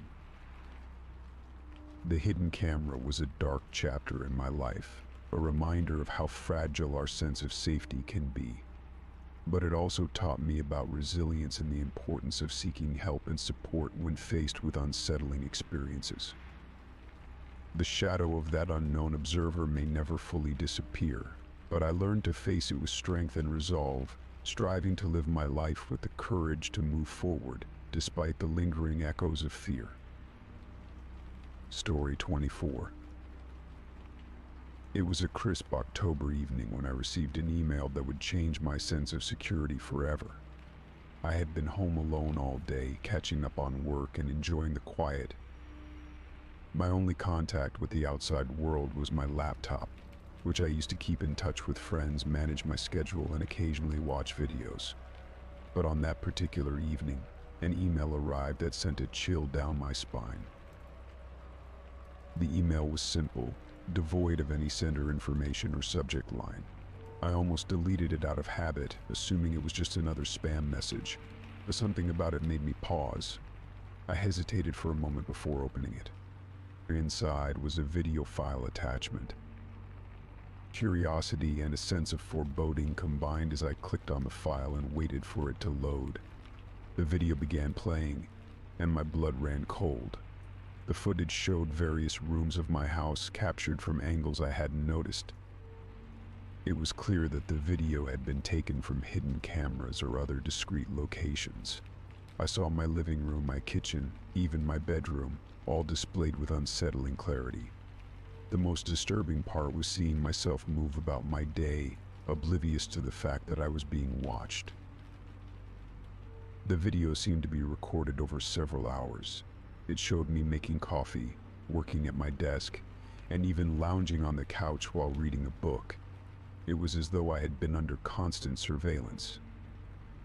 The footage was edited together seamlessly, and there were no signs of tampering or glitches, just a chilling, omnipresent gaze. As the video ended, a single line of text appeared on the screen. I'm always watching. The message was stark and simple, but it was enough to send my mind racing. I felt a cold sweat break out on my forehead. The invasion of privacy was not just unsettling, it was terrifying. I immediately tried to trace the source of the email, but my attempts led to dead ends. The email address was untraceable, and the IP address of the sender was masked, offering no clues as to who might be behind this disturbing act. I spent the rest of the evening in a state of heightened anxiety. I reviewed every corner of my home, searching for hidden cameras or signs of intrusion. I even climbed into the attic and checked behind the walls, but found nothing out of the ordinary. It was as though the footage had been captured by some invisible, all-seeing eye. I called the police, hoping they might be able to help. They assured me they would investigate, but the lack of concrete evidence made it difficult for them to act swiftly. They suggested installing security cameras around my home and being vigilant, but their advice offered little solace. The feeling of being watched persisted, gnawing at my sense of safety. The next few days were a blur of paranoia and unease. I couldn't shake the feeling that someone was lurking just out of sight, observing my every move. I became hyper-vigilant, checking the locks on my doors and windows repeatedly and avoiding being alone in the house whenever possible. My home, once a sanctuary, now felt like a prison. I installed a series of security cameras both inside and outside my house. The installation was thorough, covering every angle, every potential entry point. I also upgraded my home security system and enlisted the help of a private investigator, hoping that a professional might be able to uncover something the police had missed. Despite these measures, I remained on edge. The sense of being followed extended beyond the walls of my home. I became increasingly wary of strangers, avoided dark alleys, and even changed my daily routines. I started carrying pepper spray and kept my phone within reach at all times, fearing that someone might be waiting for the right moment to confront me. One evening, as I reviewed the footage from the newly installed security cameras, I noticed something alarming. There was a brief flicker of movement in one of the camera feeds, a shadowy figure appearing and disappearing in the corner of the screen. I rewound the footage and saw the figure again, but it was too fleeting to make out any details. The figure seemed to be lurking outside my home, watching from a distance. I felt a wave of dread wash over me. I reported the sighting to the police and the private investigator, but the shadowy figure remained elusive. They suggested it might be someone monitoring the cameras or using them to intimidate me further. The uncertainty of not knowing who or what was behind this torment was almost worse than the direct threats. As the weeks went by, the initial terror slowly morphed into a persistent anxiety. I became consumed by the need to feel safe and regain control over my life.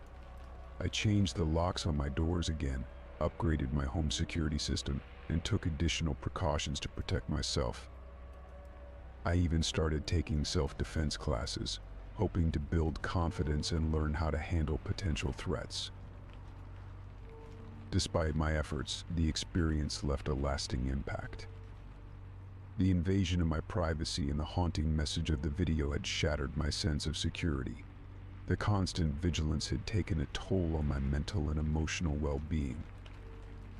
I became more withdrawn, avoiding social interactions and focusing solely on maintaining my safety. The identity of the person behind the email and the video remained a mystery, and the feeling of being watched never completely faded. Although the security measures I implemented helped me regain a sense of control, the experience served as a harsh reminder of how vulnerable we can be in our own homes. The fear of the unseen observer lingered, a ghostly presence that kept me on edge, always questioning who might be watching from the shadows. Story 25. It started on an otherwise uneventful evening. I was settling into my favorite armchair with a book, the soft hum of the refrigerator providing a comforting background noise. As I turned the page, I heard a faint scratching sound coming from somewhere within the walls. At first, I dismissed it as the house settling or perhaps a loose wire. It wasn't uncommon for old homes to make peculiar noises. But as the days went by, the scratching grew more frequent and persistent. It wasn't a random sound, it was rhythmic and deliberate, as if someone or something was trying to communicate. The scratching seemed to follow me around the house. When I was in the living room, it would come from the walls behind me. When I moved to the kitchen, the sound would shift to the walls there. It was as if whatever was making the noise was shadowing my every move. The sound was unsettling, a constant reminder of an invisible presence. I began to feel like I was being watched, the scratching serving as a haunting, ever-present soundtrack to my daily life. My initial thoughts were that it might be pests, mice, or rats perhaps, but when the noises didn't subside, I decided to call an exterminator to get a professional opinion. The exterminator arrived on a cool autumn morning, carrying his toolkit and a confident air. He started by inspecting the usual places where pests might be found under the sink, behind the refrigerator, and in the attic. He set up traps and placed bait stations in strategic locations, confident that he would find the source of the scratching. I tried to explain how the scratching seemed to follow me and how it intensified when I attempted to locate it. He nodded, though I could see he was skeptical. Old houses can have all sorts of quirks, he said. We'll get it sorted out. Hours passed as he worked, checking every nook and cranny. When he finished, he looked at me with a puzzled expression. I didn't find anything unusual, he said. No droppings, no nests, not even any signs of gnawing. It's all clean. I felt a pang of frustration. If it wasn't pests, then what was causing the scratching? I thanked him for his time and paid him for his services, but as he left, I couldn't shake the feeling that something more sinister was at play. The scratching continued, and if anything, it seemed to grow louder. It was no longer a faint noise, but a persistent, almost frantic sound. It seemed to echo through the walls, a maddening rhythm that I could never quite pinpoint. Whenever I would go to investigate, it was as if the scratching would relocate, always just out of reach. I began to document the occurrences, noting the times and places where the scratching was most intense. It was a desperate attempt to find a pattern or a clue that might explain the phenomenon.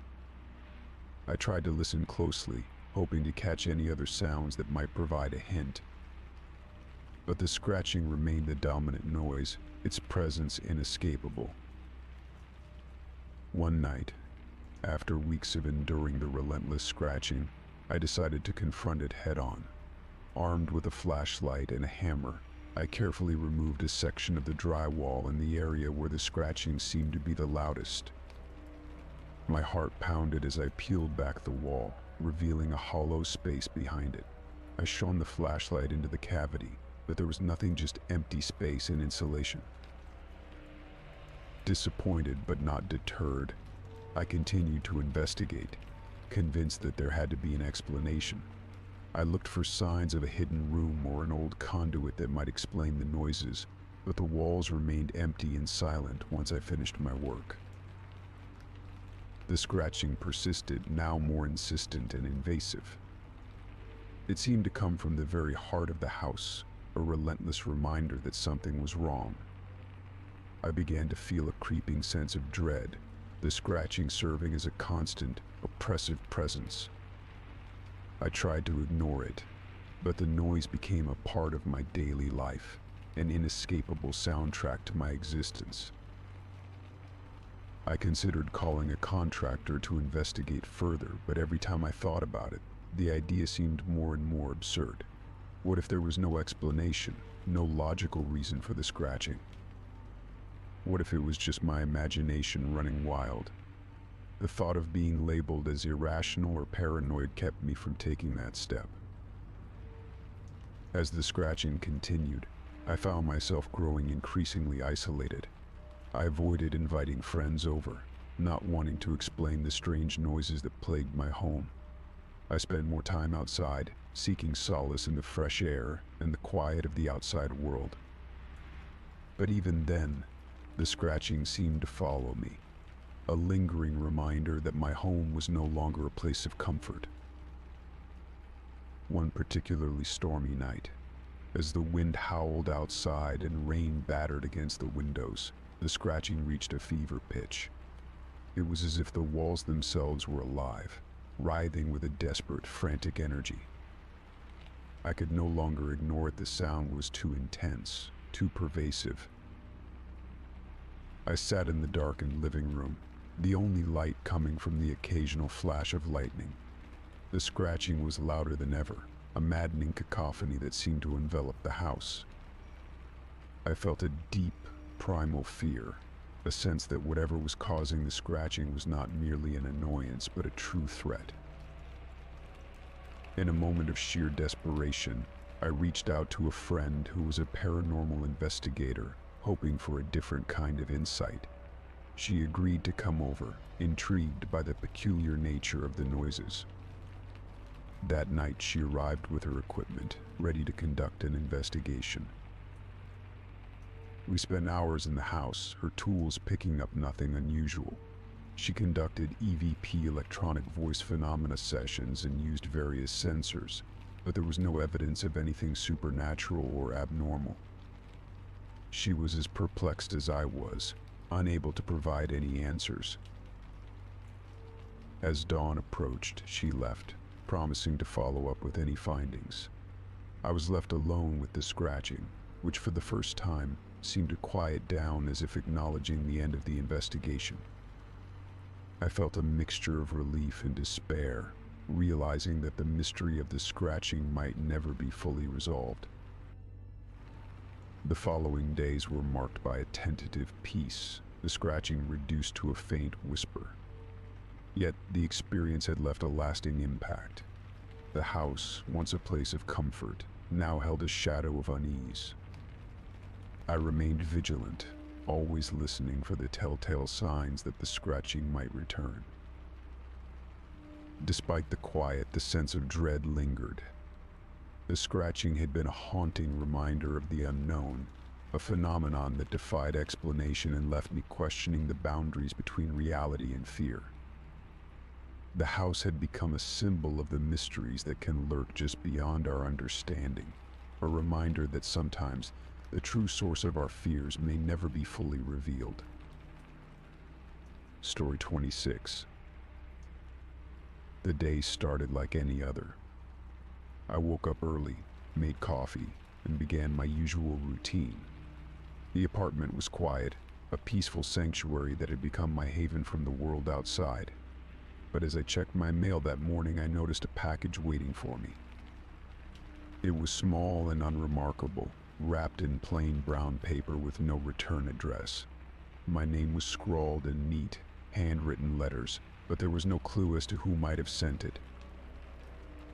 Curiosity got the better of me, and I decided to open it.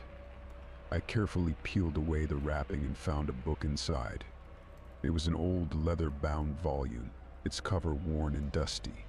The title was barely legible, obscured by age and grime. I flipped it over, but there were no identifying marks or clues about the sender.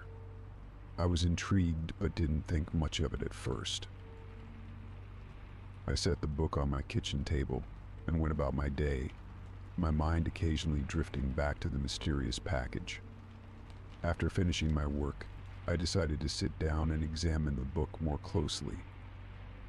As I opened it, I discovered a folded note tucked between the pages. My heart skipped a beat as I unfolded it, revealing a handwritten message. "You don't know me, but I know you." The note sent a shiver down my spine. It was unsettling, a cryptic statement that left me feeling exposed and vulnerable. Who could have sent this, and why? The fact that the sender was anonymous only added to my growing sense of unease. I took a deep breath and flipped through the pages of the book, hoping for some context or explanation. What I found inside was even more disturbing. The pages were filled with handwritten notes, observations, and comments about my life. There were details about my daily routine, my work schedule, and even my recent activities. It was as if the book had been meticulously crafted to document my every move. The notes were disjointed and sometimes incoherent, but the underlying message was clear. Someone had been watching me, tracking my movements, and compiling a disturbing record of my life. There were references to personal conversations I'd had with friends, descriptions of places I'd recently visited, and even mentions of my family members. It felt like an invasion of privacy, a violation that left me feeling exposed and anxious. The more I read, the more I felt the weight of the book's contents bearing down on me. The book wasn't just a collection of observations, it was a chilling reminder that someone out there knew intimate details about my life, details that should have been private. My pulse quickened as I realized how vulnerable I truly was. Determined to find out more, I contacted the police. I explained the situation, showing them the book and the note. Officer Ramirez, who took my report, seemed concerned but also cautious. "We'll look into it," she said, "but without any identifying information, it's difficult to trace the sender." I agreed, feeling a mix of frustration and helplessness. The police assured me they would investigate, but I knew from experience that cases like these often took time, and the chances of finding the perpetrator were slim. In the meantime, I needed to take precautions to protect myself. I started by installing additional security measures in my apartment. I upgraded my alarm system, adding motion detectors and cameras to cover every possible angle. I also changed the locks on my doors and windows, ensuring that no one could gain entry without my knowledge. Every sound, every movement outside my apartment became a source of anxiety. I felt like I was living in a constant state of alert, always on edge, waiting for the next unsettling event.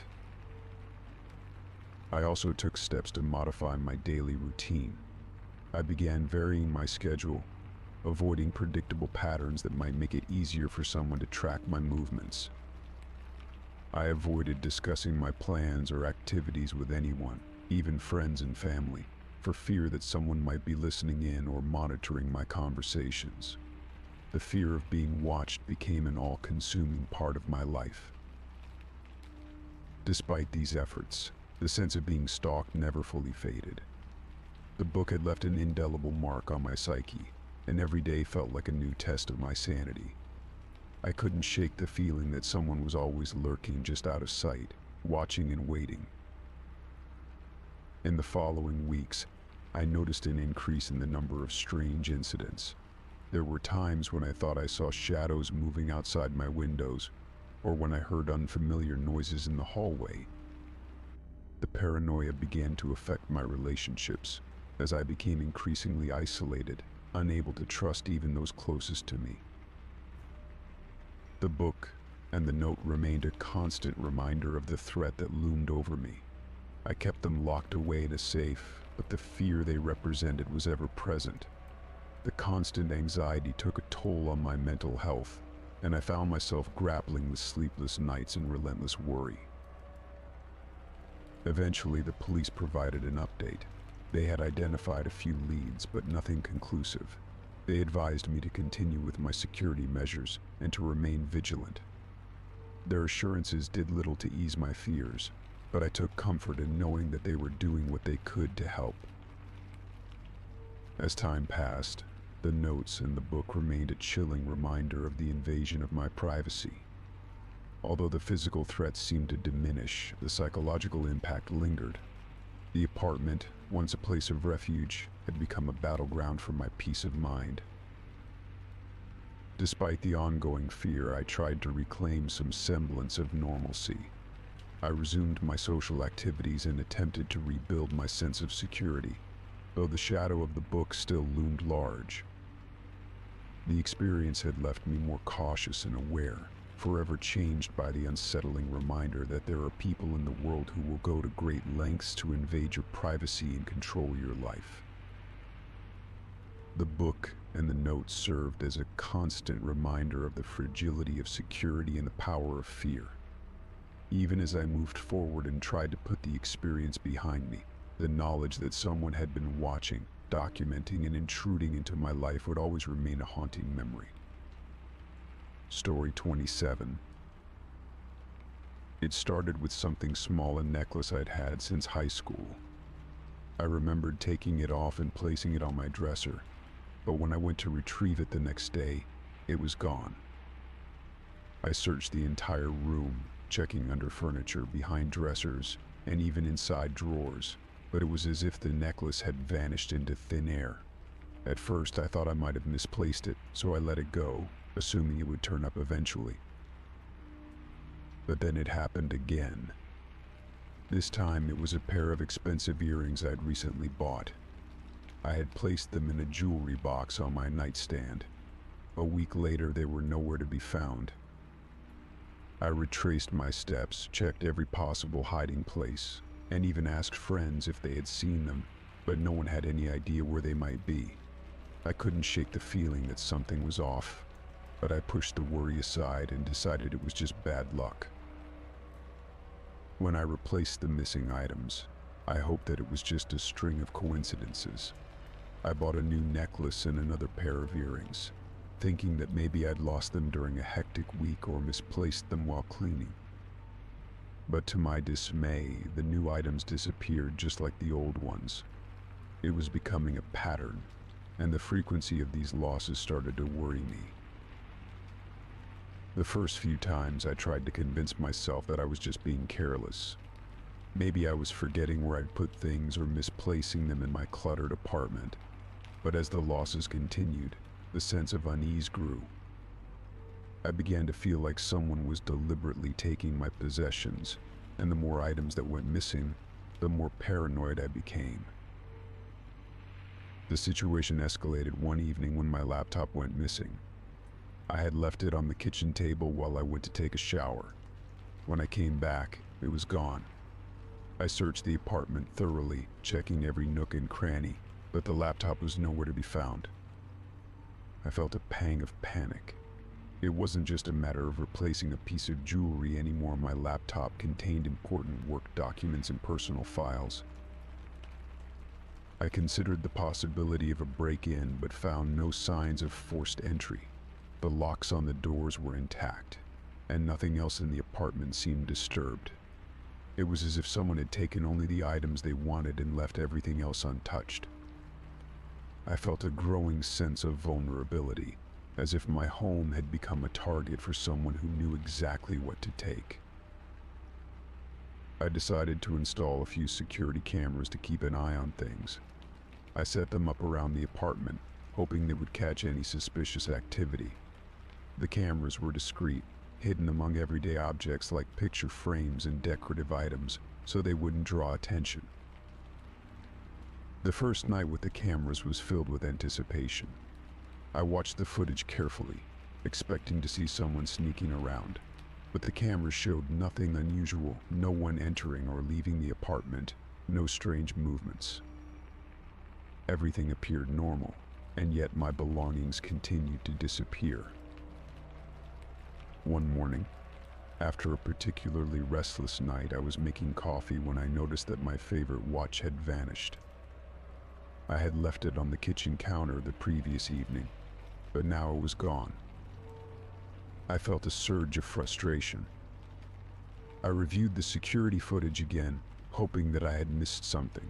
The video showed me making coffee and then leaving the kitchen, but there was no sign of anyone else entering the room. I began to think I was losing my mind. The constant disappearance of my possessions was taking a toll on me. I started double-checking every corner of my apartment, convinced that there was some hidden compartment or secret passage where my belongings were being stashed. I even contacted a locksmith to inspect the locks and ensure there were no hidden vulnerabilities, but they found nothing unusual.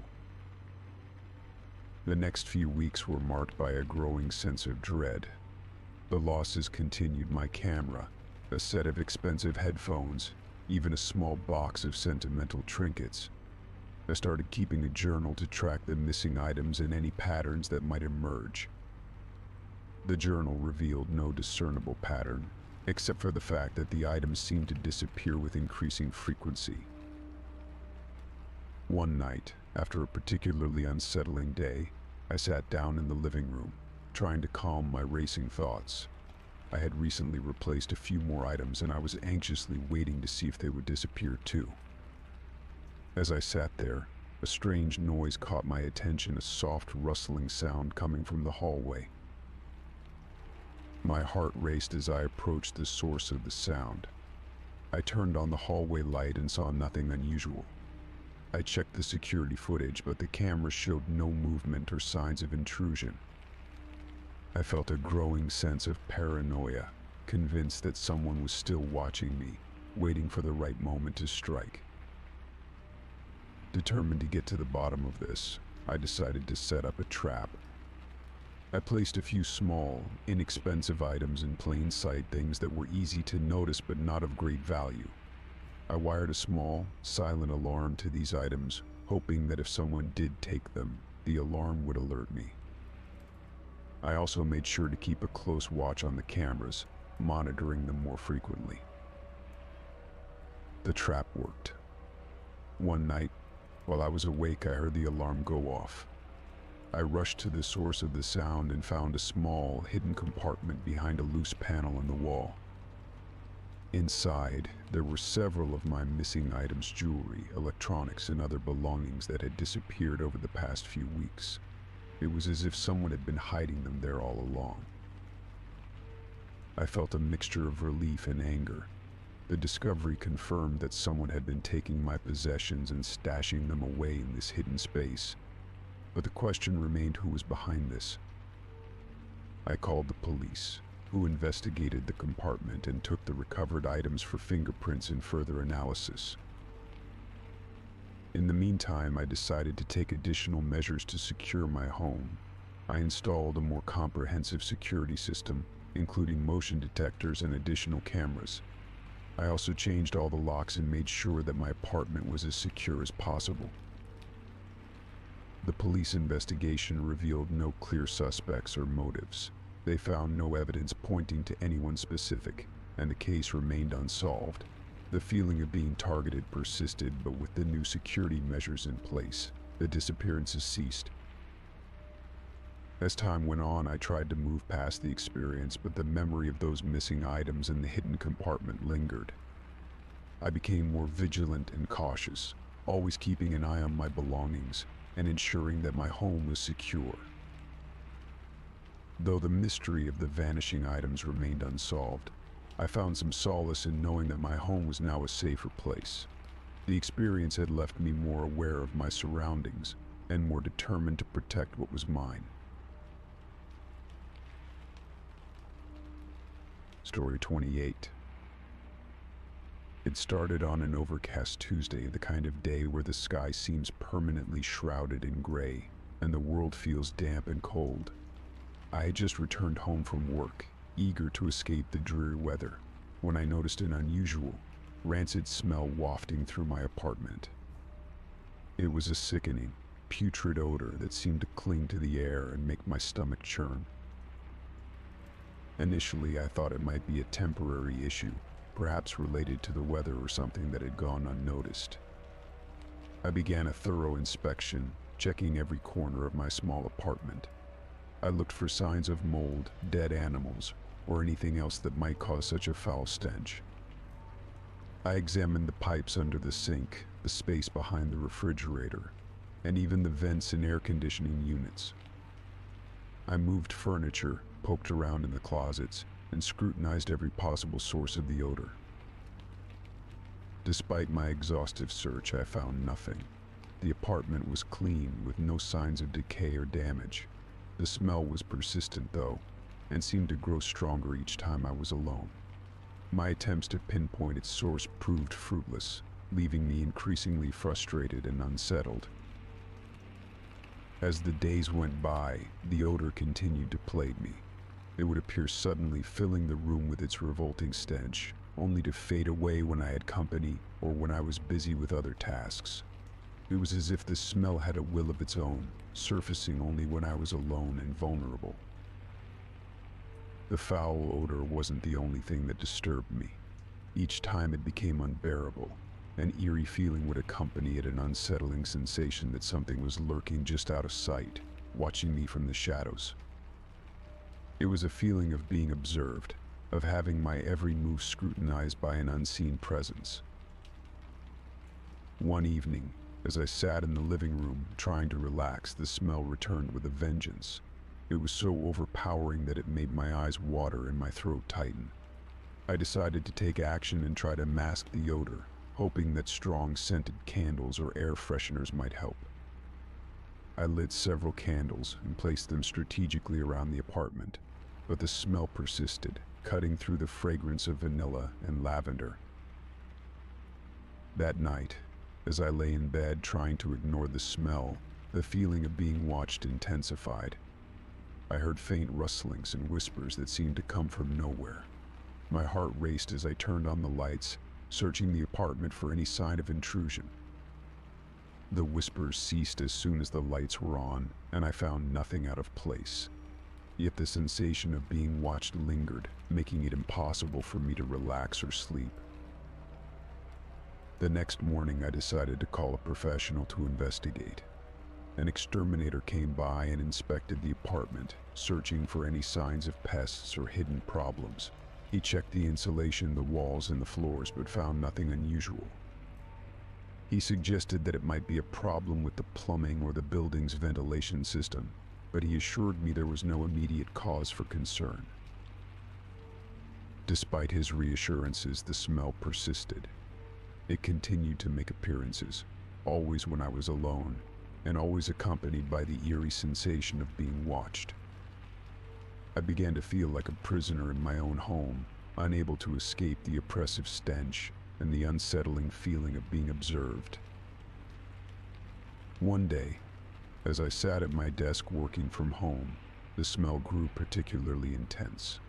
I was on the verge of tears, my patience wearing thin.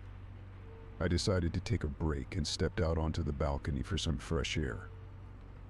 As I stood there trying to calm myself, I noticed something strange, a series of small, dark stains on the wall of the building directly adjacent to mine. They appeared to be smeared, as if something had been dragged or pressed against the wall. I felt a shiver run down my spine. The stains seemed to have no logical explanation, and I couldn't shake the feeling that they were somehow connected to the strange occurrences in my apartment.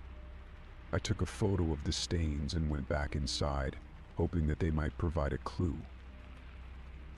When I examined the photo closely, I noticed that the stains formed a pattern almost like a message, though it was difficult to decipher.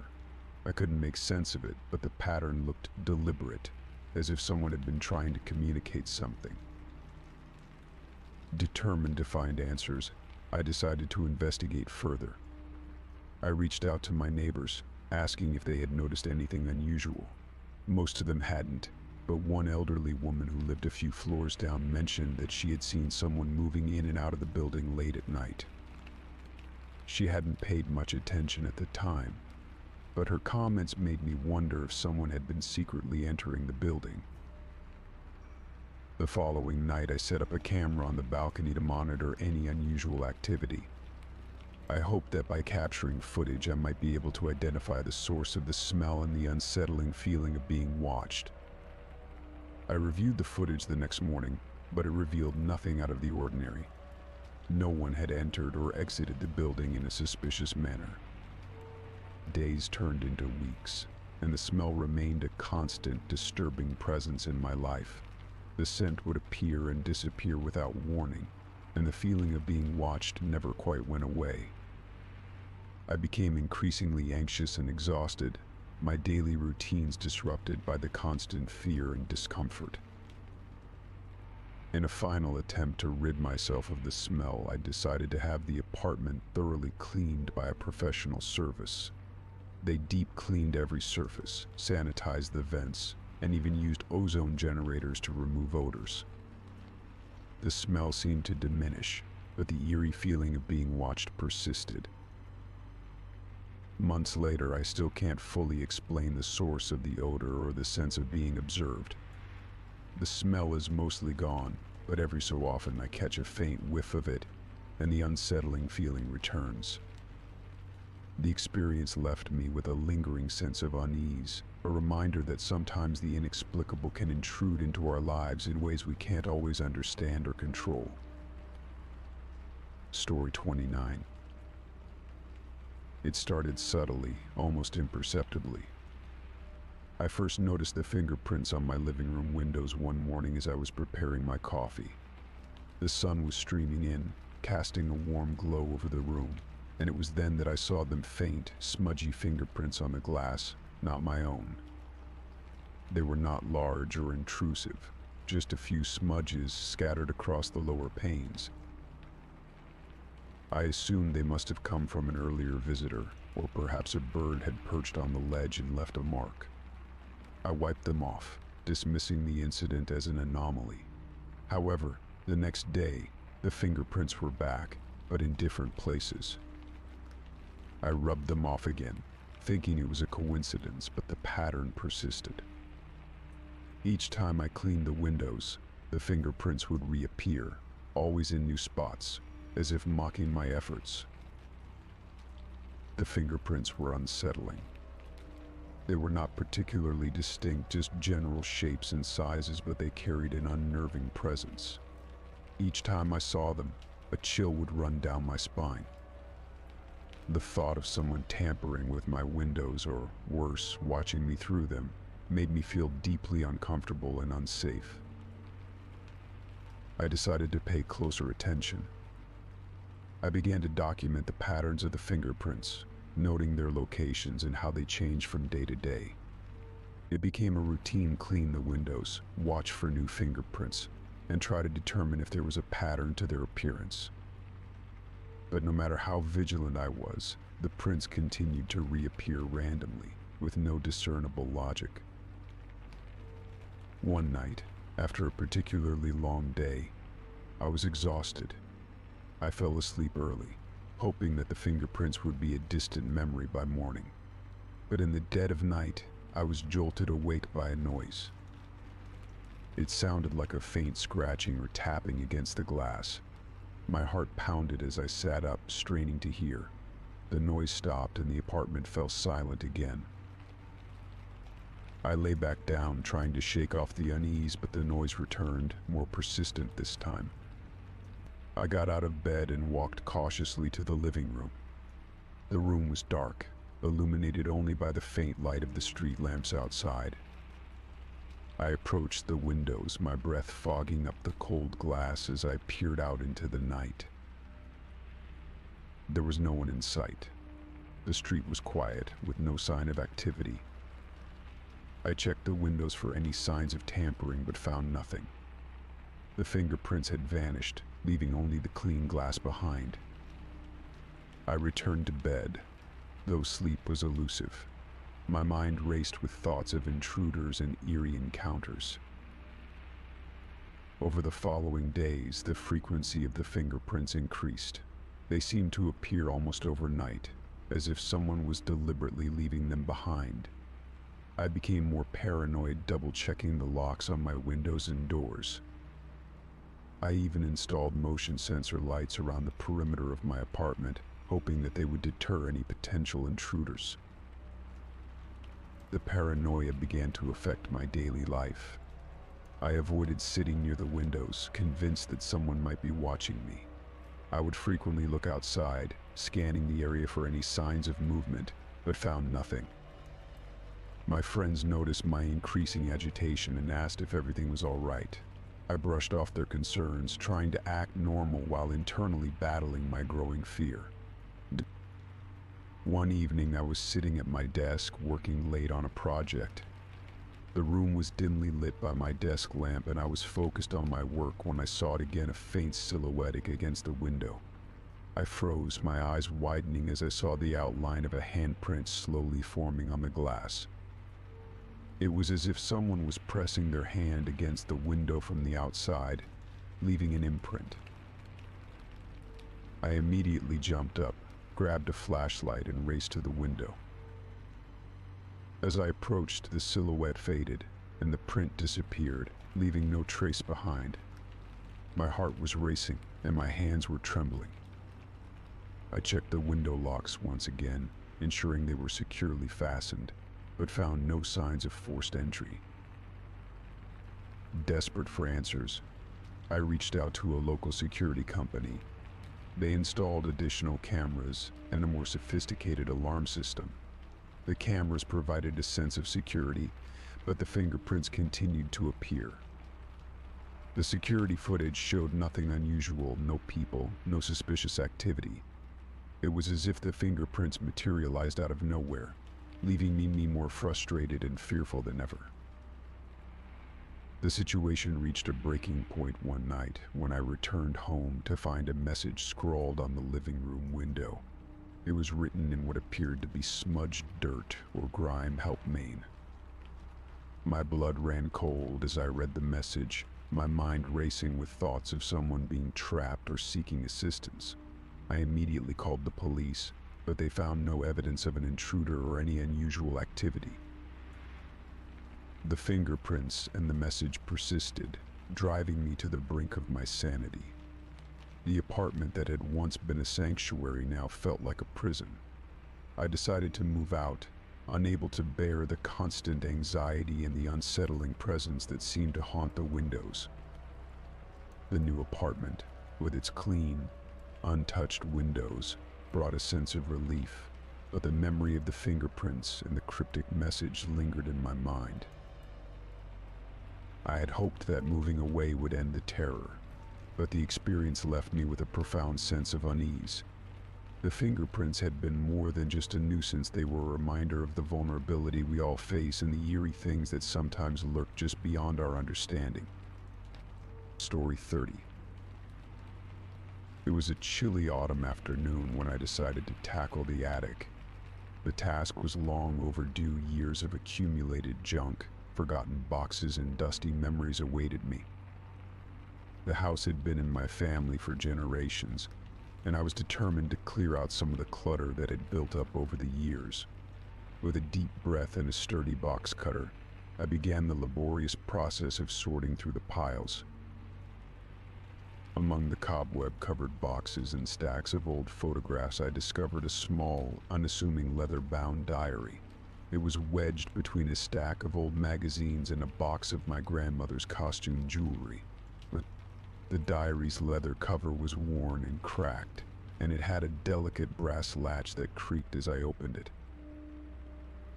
I hesitated for a moment, feeling a shiver of curiosity mixed with unease. The diary had clearly seen better days, but something about it intrigued me. I flipped through the pages, revealing entries written in a meticulous, old-fashioned script. The handwriting was elegant, almost artistic, and the ink had faded to a deep sepia tone. The diary belonged to someone named Eleanor Martin. As I read through the entries, I realized that the diary was filled with personal reflections, everyday observations, and events from Eleanor's life.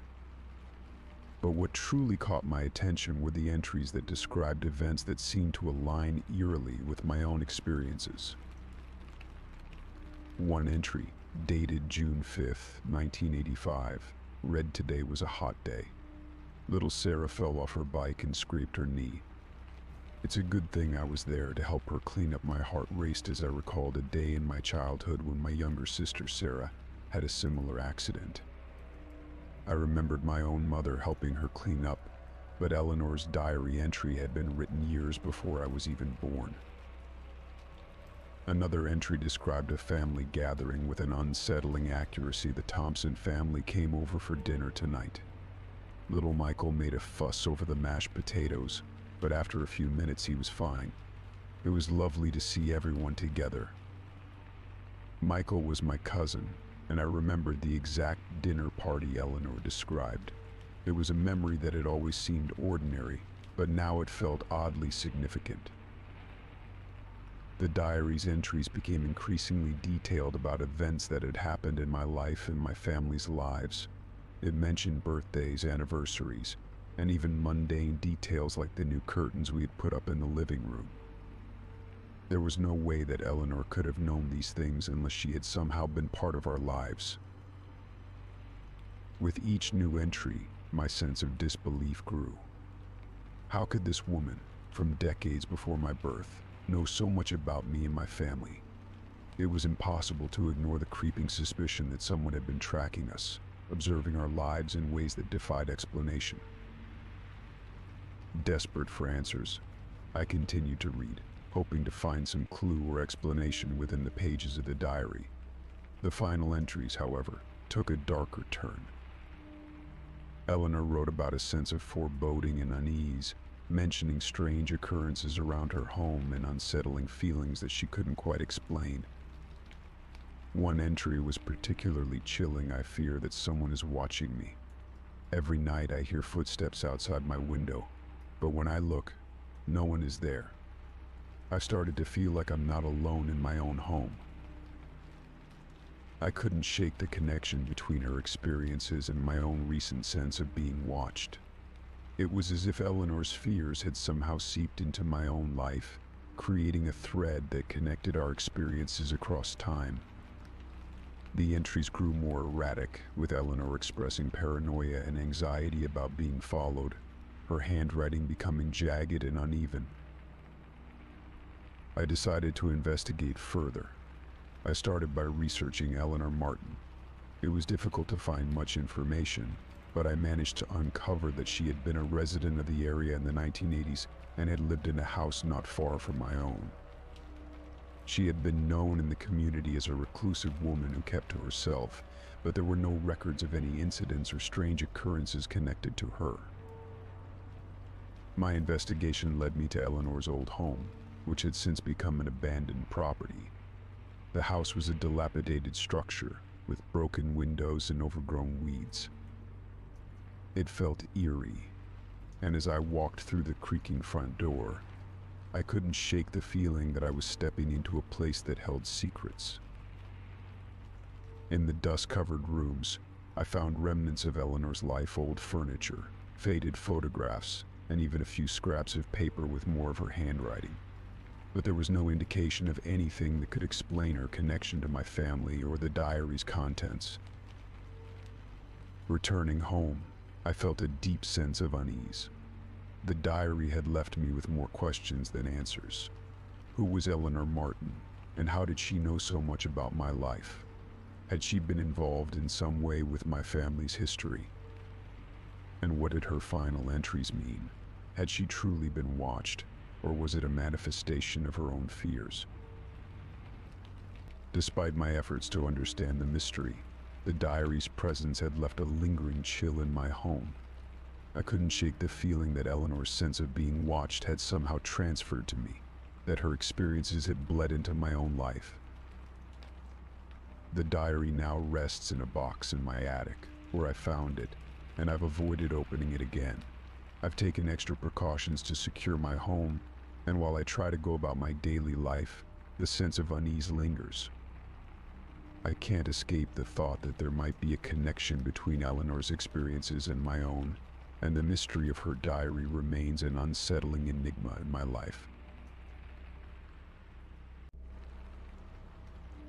Story 31. The photo albums had always been a cherished part of my life. a way to relive the memories of time spent with friends and family. Each album was a carefully curated collection of moments that marked the passage of time: birthdays, holidays, family vacations. They were a visual diary of my life, a repository of nostalgia that I could always turn to for comfort and connection. One rainy afternoon, as I was cleaning out the attic, I came across my old photo albums. I hadn't looked at them in years, and I felt a surge of fondness as I dusted off the covers and began to flip through the pages. The images were familiar smiling faces, shared moments of joy, snapshots of days long past. I was lost in the sea of memories when something strange caught my eye. At first it was subtle. A photograph in one of the albums seemed slightly out of place. I leaned in closer, squinting at the unfamiliar face that stared back at me. The photograph was of a man I didn't recognize, dressed in clothes that were definitely not from any family gathering or event I remembered. Puzzled, I turned the page, only to find more of the same pictures of strangers interspersed among the cherished images of my loved ones. I tried to dismiss it as a mistake, maybe a mix-up from when the photos were developed or a misfiled picture that had somehow ended up in the wrong album. But the more I looked, the more unsettling the realization became. Pictures of friends and family had been replaced with images of strangers. It was not just a single album. Each one I checked had been tampered with in the same disturbing way. I took a deep breath and tried to calm my racing thoughts. Who would do something like this? Why would anyone want to invade my personal history so deliberately? The feeling of violation was overwhelming. It was as if someone had reached into my private space, not just to take something but to alter and manipulate my memories. I started to look through the albums more closely, trying to make sense of the changes. The strangers' faces seemed to follow a pattern, though I couldn't quite decipher what it was. Some of the photos depicted what appeared to be ordinary scenes: parks, streets, and rooms, yet they felt strangely out of context with the rest of my life's narrative. The details in the photographs were too specific to be random, which made the intrusion feel even more personal. The more I examined the albums, the more unnerving the experience became. I began to notice other small, disconcerting details. Some of the replaced images showed the strangers in positions that mirrored the original photos of my friends and family. It was as if the unknown faces had been inserted into scenes where they didn't belong, creating a dissonance that left me feeling deeply unsettled. I decided to confront the situation head-on. I contacted the police, hoping that they could provide some insight or at least investigate the matter.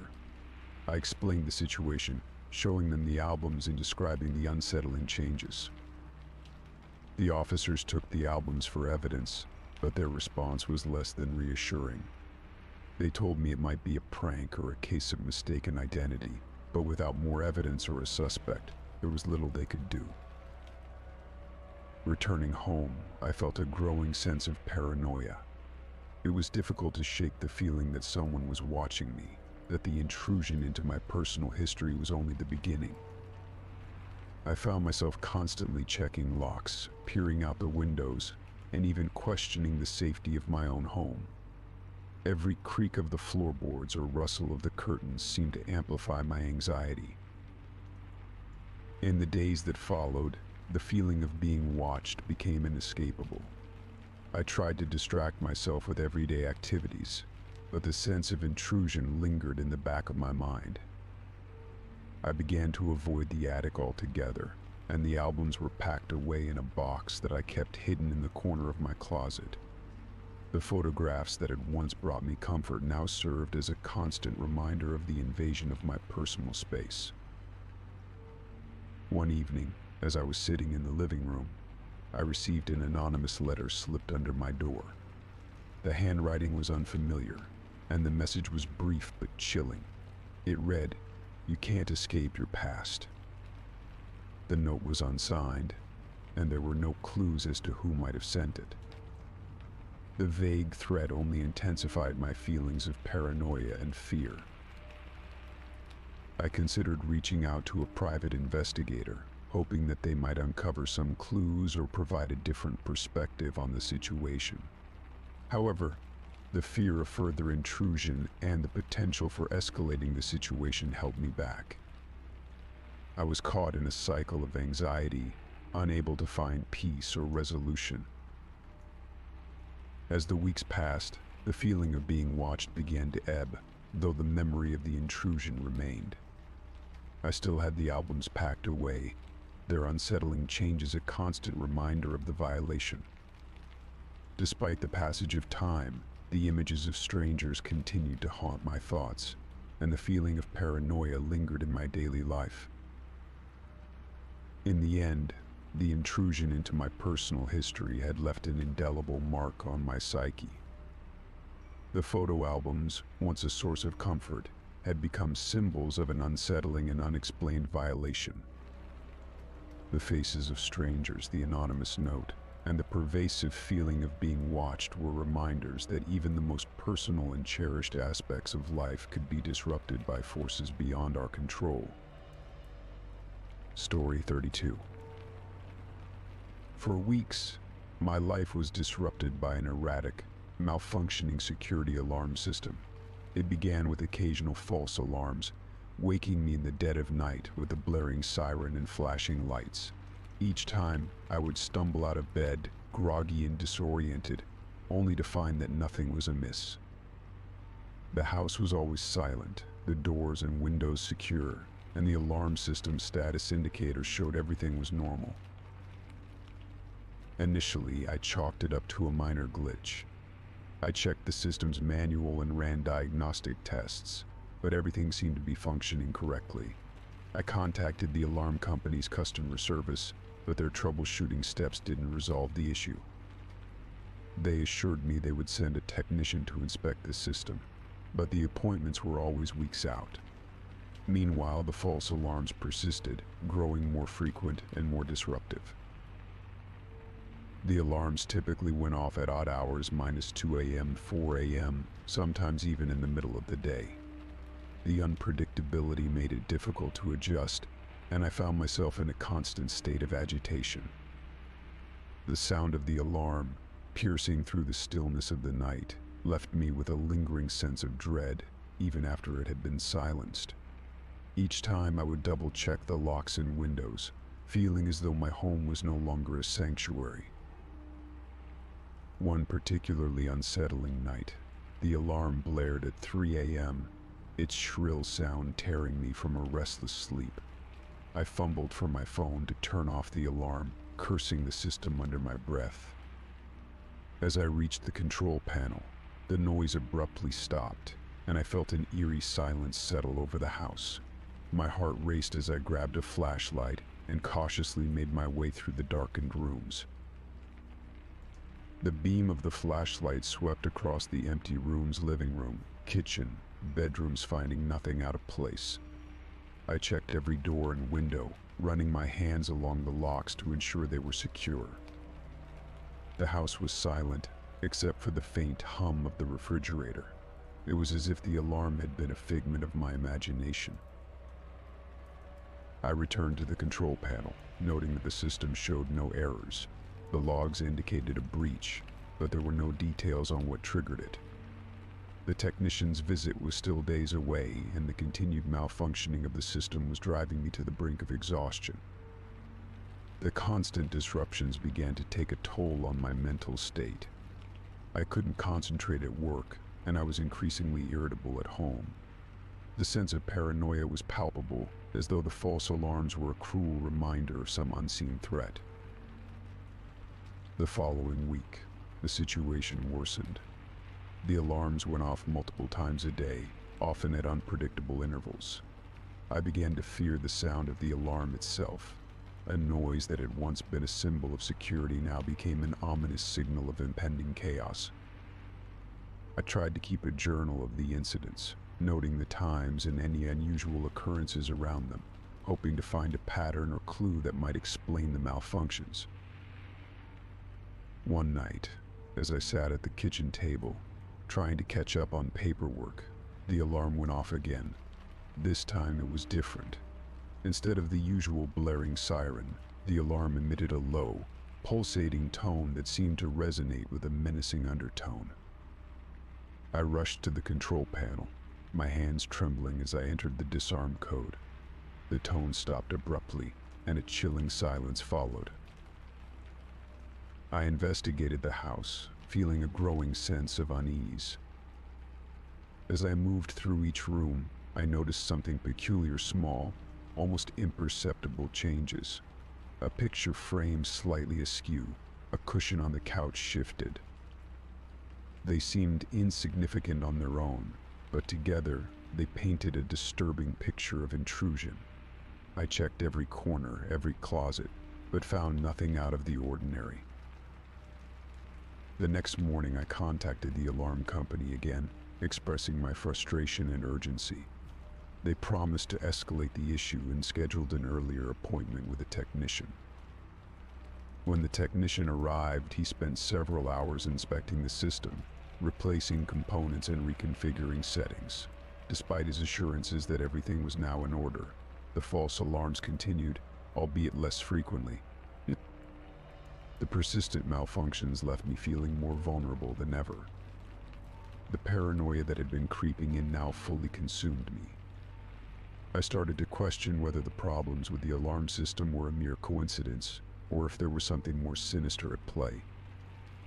The idea that someone might be tampering with the system, or worse, using it to mess with my mind, took root in my thoughts. I began taking extra precautions, checking the locks on doors and windows more frequently, installing additional security measures such as motion detectors and outdoor cameras. Despite these efforts, I couldn't shake the feeling of being watched. The constant disruptions had turned my home into a place of anxiety rather than comfort. One evening, as I sat in my living room, trying to relax with a book, the alarm went off again. The familiar, disorienting noise filled the house, and my heart sank. I went through the same routine, turning off the alarm, checking the rooms, ensuring everything was secure. But this time, as I walked through the living room, I noticed a new detail, a faint, fresh smudge of mud on the floor near the door. The discovery sent a chill down my spine. The smudge was small, but it was enough to confirm that something or someone had been in my home. My paranoia reached new heights. The sense of intrusion was no longer confined to the realm of the abstract. It was tangible, evident in the small, unsettling detail. In the end, despite all my efforts, the exact cause of the alarm malfunctions remained a mystery. The feeling of being constantly on edge persisted, leaving me with a pervasive sense of unease. My home, once a place of refuge, had become a source of fear and anxiety. The relentless disruptions of the security alarm system had shattered my sense of security, leaving me to grapple with the unsettling reality of my own vulnerability. Story 33. It started on a quiet Monday evening. I had just finished dinner and was unwinding on the couch, scrolling through social media when I noticed something strange. My phone's GPS app, which I had set to track my daily routes for convenience, began displaying a location that didn't match where I was sitting. At first, I thought it was a glitch, maybe just a temporary issue with the app. I checked the map again, and to my bewilderment, it showed my location moving in real time, as if I were traveling to places I had never been. I tried to brush it off as a mere technical hiccup. I closed the app and reopened it, but the problem persisted. The GPS continued to show me moving along unfamiliar routes through neighborhoods I didn't recognize and past landmarks I had never seen. The more I watched, the more unsettled I became. The locations were eerily accurate, depicting precise streets and turns as though I were actually driving through them. It felt like someone was watching my every move, tracking my location with unnerving precision. I decided to investigate further. I went into the app's settings and performed a factory reset, hoping to clear any potential issues. I also rebooted my phone and updated the app, thinking that might fix the problem. Yet, when I reopened the GPS, it was still showing my location moving, now further afield. It was as though my phone was in two places at once, my real-world location and some phantom journey taking place simultaneously. My anxiety began to escalate. The idea that someone might be tracking me through my GPS was disconcerting. I considered the possibility of a hacked app or a malicious software issue. I ran a virus scan on my phone and checked for any suspicious apps or software, but everything appeared normal. No unusual applications were installed, and my antivirus software found nothing amiss. Yet the GPS issue persisted. The following day, I reached out to the phone's customer support and explained the situation. The representative on the other end of the line was sympathetic, but seemed baffled by the problem. They suggested a series of troubleshooting steps, reinstalling the GPS app, clearing the app cache, and even performing a hard reset of the phone. I followed their instructions, but nothing seemed to resolve the issue. The GPS continued to track me through phantom locations, moving through places I had never been. My sense of privacy and safety was deeply affected. I began to question whether my phone was compromised in some way, or if someone had managed to gain unauthorized access to my location data. I started to feel paranoid, constantly checking my phone to see if the erratic GPS tracking had stopped. The sense of being watched or followed was unnerving, and I couldn't shake the feeling that I was being surveilled. To add to my growing anxiety, I began receiving strange notifications on my phone, unsolicited messages and alerts from unfamiliar sources. They appeared to be automated and vaguely threatening, with cryptic messages that hinted at knowledge of my daily routines and personal details. I reported these messages to my phone carrier and the authorities, but they were unable to trace the source or offer any concrete solutions. Desperate for answers, I sought advice from a cybersecurity expert. They conducted a thorough examination of my phone, looking for any signs of tampering or security breaches. The expert assured me that my device was secure and that there were no indications of hacking or malware. However, the GPS issue remained unresolved. The expert suggested that the problem could be due to a rare bug or an underlying issue with the app itself. The days dragged on, each one filled with a growing sense of unease. The phantom GPS tracking continued, showing me traveling to places I had never been, always with the same eerie accuracy. It felt as if someone was playing a cruel game, manipulating my sense of security and privacy. I began to avoid using my phone's GPS entirely, relying on traditional maps and landmarks to navigate. As weeks passed, the GPS issue began to wane, gradually returning to normal. The phantom tracking stopped, and the app once again displayed accurate information about my real-world location. It was as though the problem had simply vanished, leaving me with more questions than answers.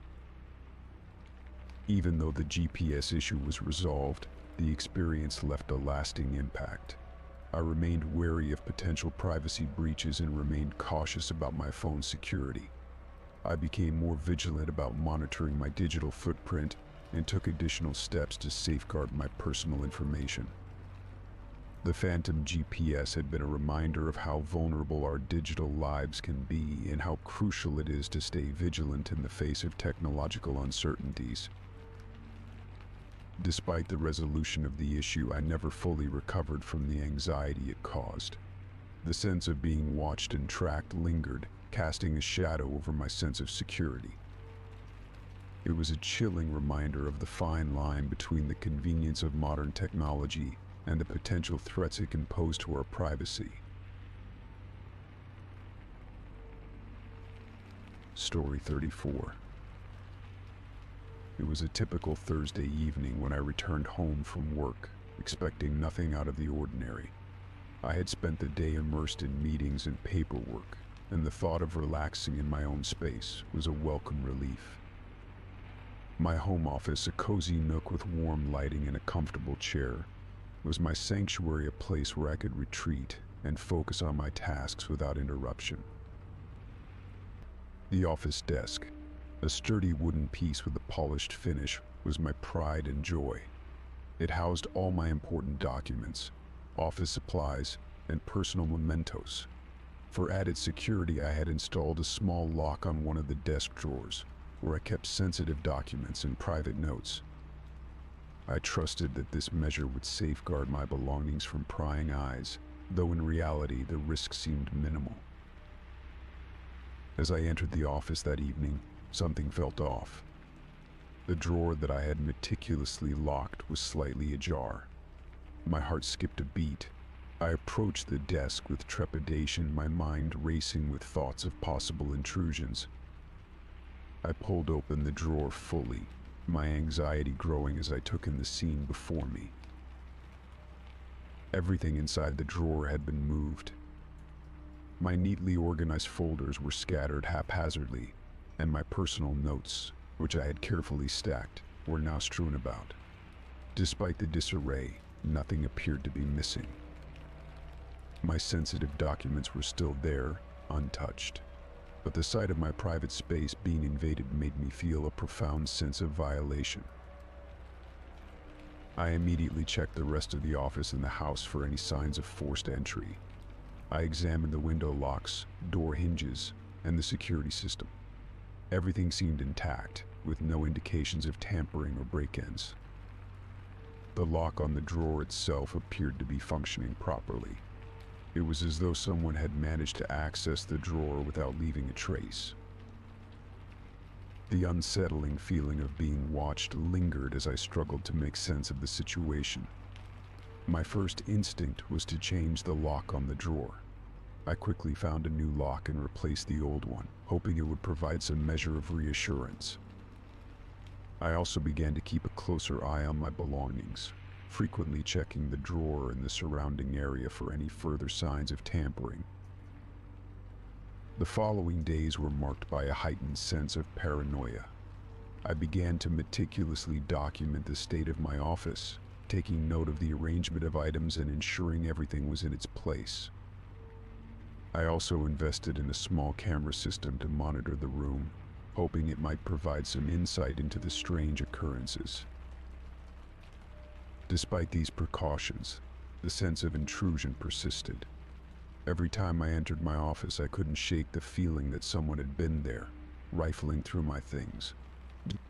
I became increasingly cautious, avoiding leaving the office unattended and double-checking the locks whenever I left the house. One evening, while reviewing footage from the newly installed cameras, I noticed something that sent a shiver down my spine. There was a brief moment on the video where the camera's view shifted slightly, as if someone had tampered with it.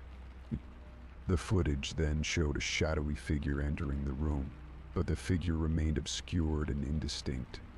The figure seemed to approach the desk, but the camera's view was distorted and unclear. The sight of the shadowy figure was both eerie and perplexing. I replayed the footage several times, but the image remained too vague to identify any details.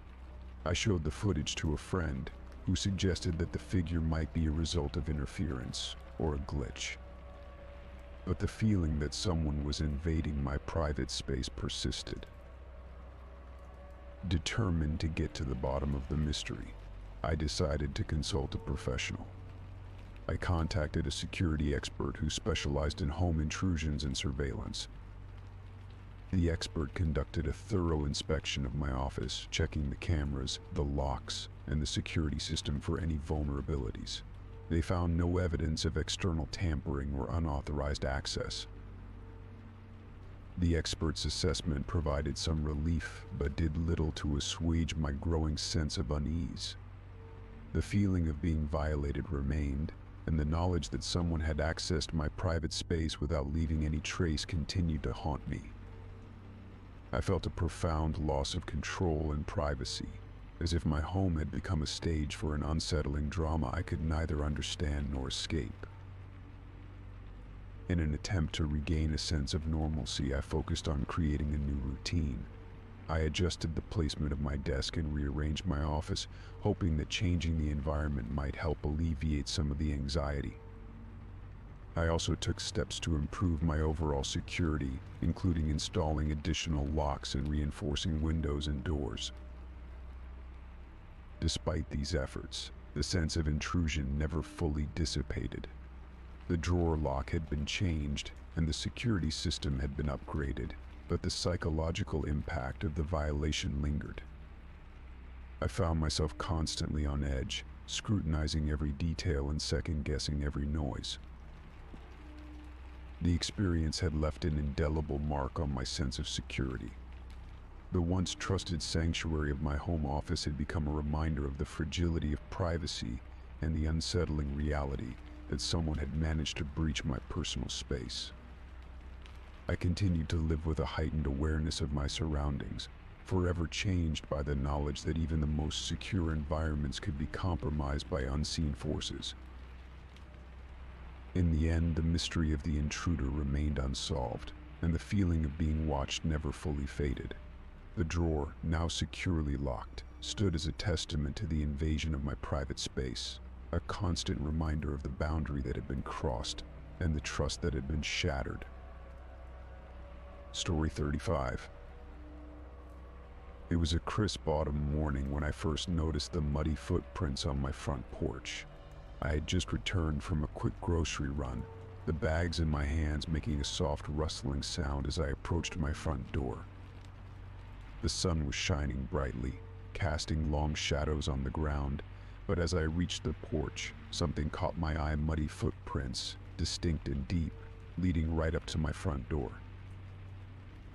I froze for a moment, my heart racing. The footprints were recent, the mud still fresh and dark against the concrete. They were large, heavy, and seemed to come from a single pair of shoes. There was a strange quality to them. They looked deliberate, as if someone had carefully walked up to my door with purpose. I set the grocery bags down and bent over to inspect the prints more closely. They were irregular, as if the person had walked slowly, with each step leaving a deep impression. But what unsettled me the most was the fact that the footprints stopped abruptly at the edge of the porch. There were no signs of them continuing beyond the doorstep. It was as if the person had simply vanished into thin air. I took a deep breath and decided to check the security footage to see if the cameras had captured anything unusual.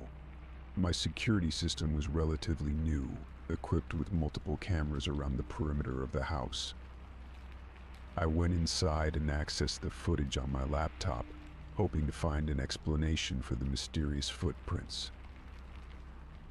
The footage was time-stamped and organized by camera angles. I started with the camera facing the front yard, which gave a clear view of the porch and the path leading up to it. I scrolled through the video, watching carefully for any unusual activity. As I reviewed the footage from the past few hours, I saw nothing out of the ordinary. There were no cars pulling up, no people walking by, and certainly no one approaching my front door. I rewound the footage, checking multiple times and from different angles. Each time the result was the same: a peaceful, uneventful view of my yard, with no sign of anyone leaving or arriving. The footprints remained a ghostly mystery, appearing and disappearing without any trace.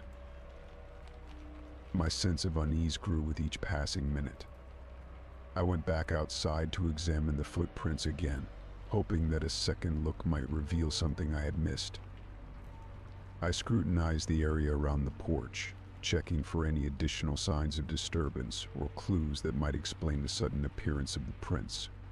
There was nothing, just the muddy footprints leading up to the door, and then an eerie emptiness where they ceased. As the day wore on, the unsettling feeling in the pit of my stomach grew stronger. I kept glancing out the window, half expecting to see someone lurking in the shadows or moving about in the yard. The footprints seemed to have left an invisible mark on my sense of security, a constant reminder that something was not quite right. That evening, As darkness settled over the neighborhood, I decided to take extra precautions. I locked all the doors and windows and checked the security system to make sure everything was functioning correctly. I also placed a few outdoor lights around the yard, hoping that any movement would be visible in the well-lit areas. The night passed in uneasy silence. I lay awake in bed, listening to the creaks and groans of the old house. The sound of the wind outside, combined with the occasional rustling of leaves, seemed to amplify the feeling of paranoia. Every little noise made me jump, and I found myself constantly checking the window, my eyes scanning the darkness for any sign of movement. The following morning, I found the footprints were still there, the mud having dried but leaving the prints clearly visible. I tried to shake off the lingering sense of dread and went about my day, but the thought of the footprints haunted me. I made another round of the house, checking every nook and cranny, and even contacted a neighbor to see if they had noticed anything unusual. My neighbor, an elderly woman named Mrs. Thompson, listened patiently as I described the situation. Her expression turned from curiosity to concern as I spoke. "That's very strange," she said, her voice low. "You know, there have been a few odd things happening around here lately. Maybe you should be extra cautious." Her words did little to reassure me, but did add to the growing list of unsettling occurrences.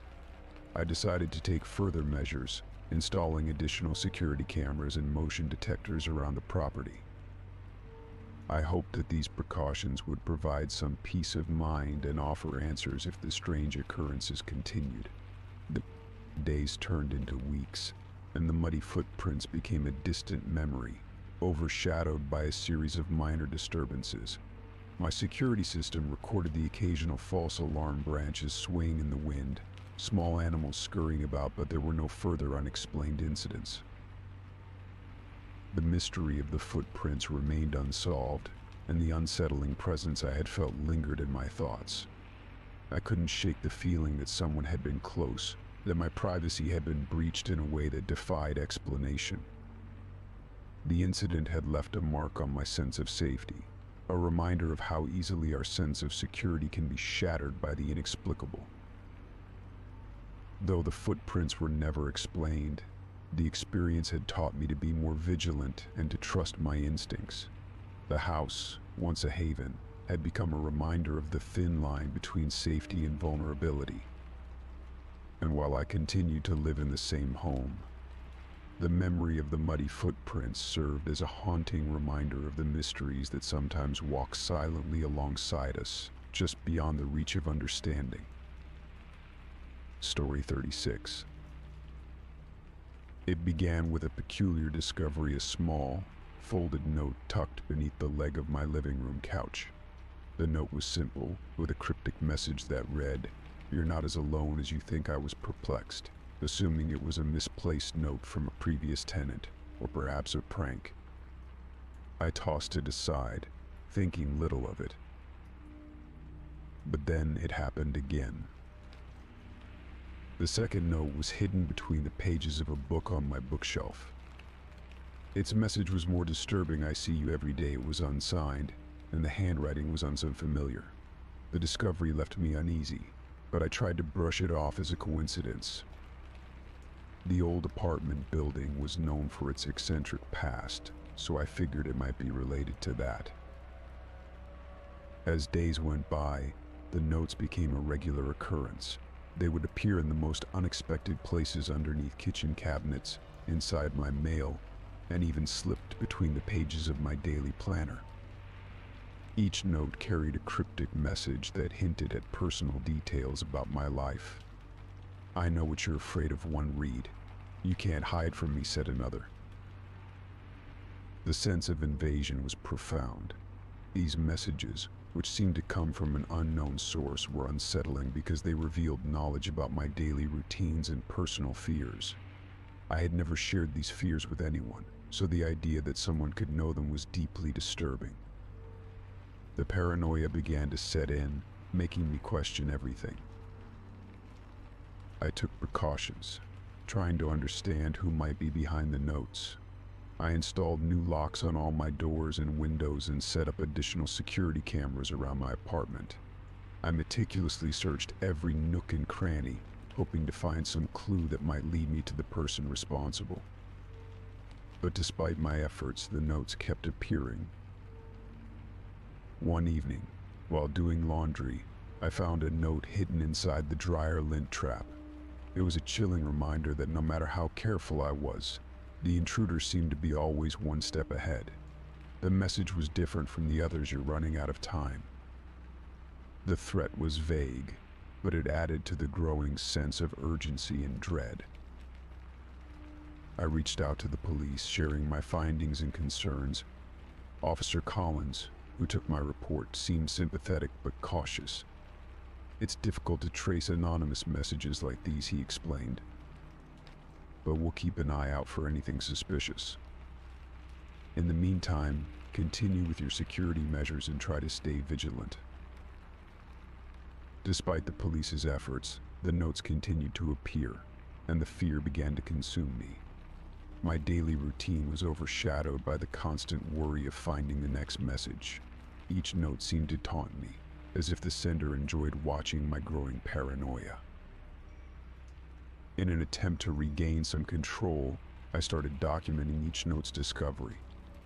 I created a detailed log, noting the location, date, and content of each message. I hoped that by analyzing the patterns, I might find a clue about the sender's identity or motive.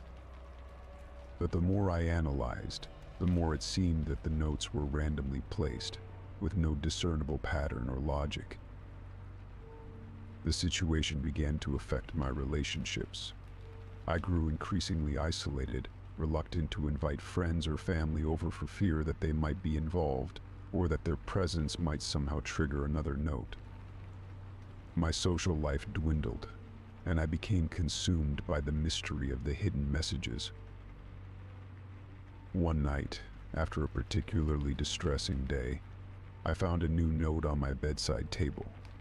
It was handwritten in the same cryptic style as the others. "The truth is closer than you think." The message felt ominous, and the fact that it was left in such a personal space heightened my anxiety. I felt as though my entire life had been turned upside down, with every aspect scrutinized by an unseen observer.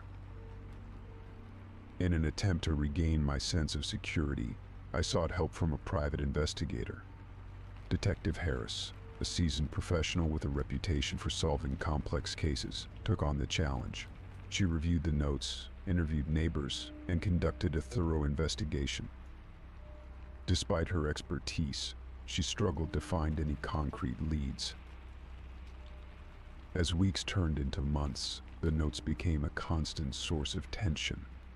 The cryptic messages continued to intrude into my life, leaving me feeling trapped and paranoid.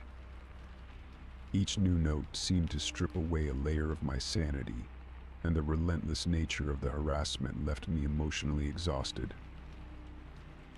It wasn't until Detective Harris uncovered a potential lead that there was a glimmer of hope. She discovered that previous tenants of my apartment had reported similar incidents. It appeared that the building had a history of strange occurrences, and some tenants had experienced similar anonymous threats. The realization that I wasn't the only one affected provided a small measure of relief. It meant that the issue was not entirely personal, though it did little to alleviate the fear and anxiety that had become a constant companion. The knowledge that others had experienced similar disturbances suggested a pattern, but it also meant that the problem was deeply rooted in the building's history. With Detective Harris's help, I began to take additional measures to protect myself and seek a resolution. I continued to document every message and maintain an open line of communication with the authorities. The situation remained unresolved, but the support and guidance I received provided some solace.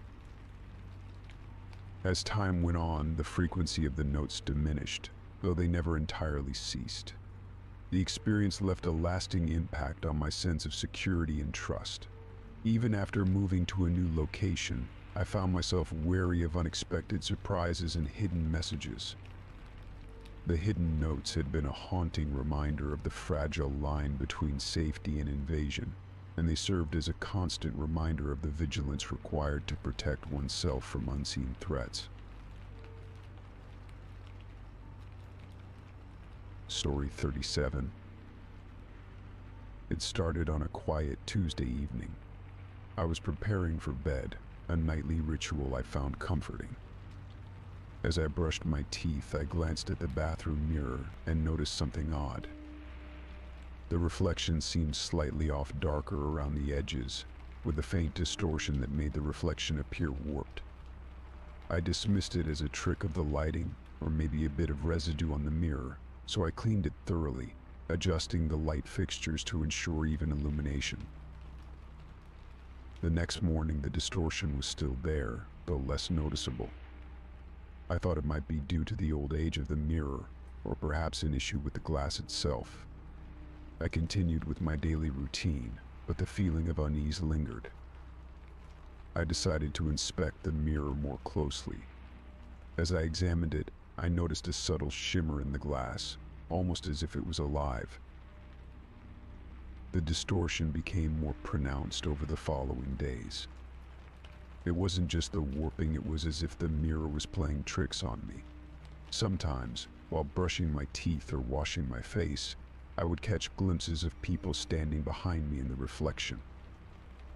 They were indistinct, shadowy figures that vanished the moment I turned around. My heart would race, and a cold shiver would run down my spine, but whenever I looked behind me, there was no one there. I began to feel like I was losing my grip on reality. The more I tried to ignore it, the more intense the experience became. I started avoiding the bathroom whenever possible, dreading the moments when I had to face that eerie reflection. The mirror became a source of constant anxiety, and the feeling of being watched grew stronger. One night I was in the bathroom, trying to calm my racing thoughts. I was washing my hands when I caught sight of a figure standing behind me in the mirror. It was a tall, shadowy silhouette, and though I couldn't make out any distinct features, I could feel its presence intensely. I spun around, but the room was empty. My heart pounded as I turned back to the mirror, only to find the reflection normal, with no sign of the figure. Desperate for answers, I tried adjusting the lighting again. I replaced the bulbs with brighter ones and repositioned the fixtures, hoping that better illumination would solve the problem. But the distortions persisted. The mirror seemed to warp and bend light in strange ways, creating unsettling patterns and shapes that defied explanation. I decided to seek professional help. I contacted a local glass specialist who came to examine the mirror.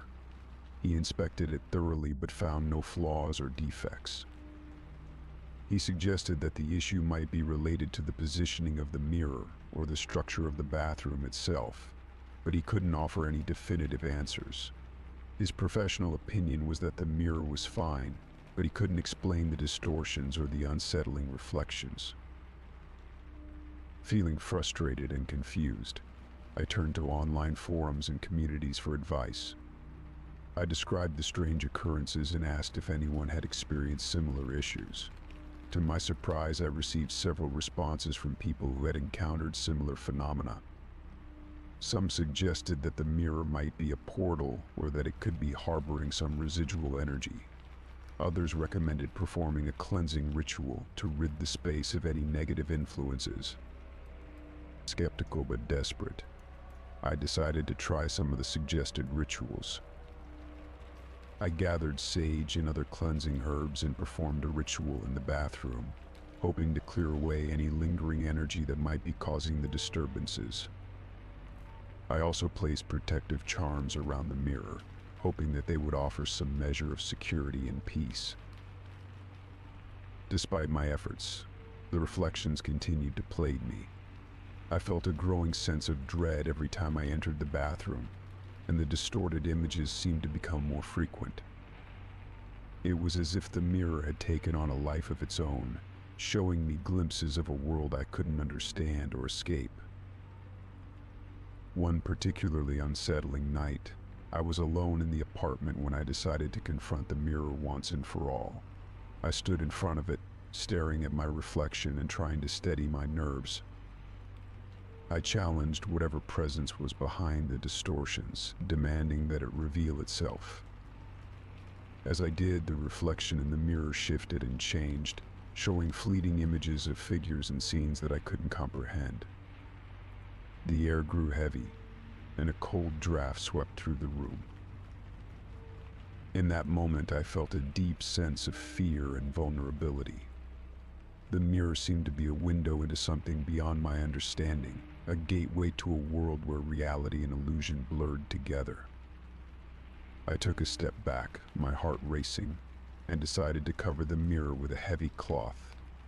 I needed to block out the reflections that had become a constant source of terror and confusion.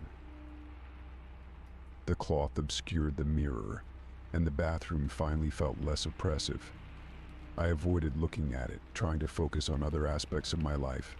The distortions and shadowy figures were no longer visible, but the memory of those unsettling experiences remained. As time went on, I learned to live with the covered mirror, finding some measure of peace in the absence of its haunting reflections. I continued to seek answers, but the mirror remained an enigma, a reminder of the strange and inexplicable events that had transpired. The experience had left me more cautious and aware of the mysteries that might lie hidden in everyday objects. Though I never found a definitive explanation for the mirror's distortions, I learned to trust my instincts and remain vigilant in the face of the unknown. The mirror, once a source of fear and uncertainty, became a symbol of the strange and often unsettling nature of reality, a reminder that some things are beyond our understanding and control. Story 38. It began on a dreary Wednesday evening. I was alone in my house, curled up with a book and a cup of tea when I first heard a faint, almost imperceptible voice calling my name. At first, I thought it was a figment of my imagination, a trick of the mind after a long day. But as I listened more closely, I realized it was real. The voice was soft, barely audible, and seemed to drift through the house like a whisper carried on a breeze. I set my book aside and listened carefully, trying to determine where the voice was coming from. It sounded distant, as if coming from another room, but there was no one else in the house. I called out, "Hello? Is someone there?" But the voice did not respond.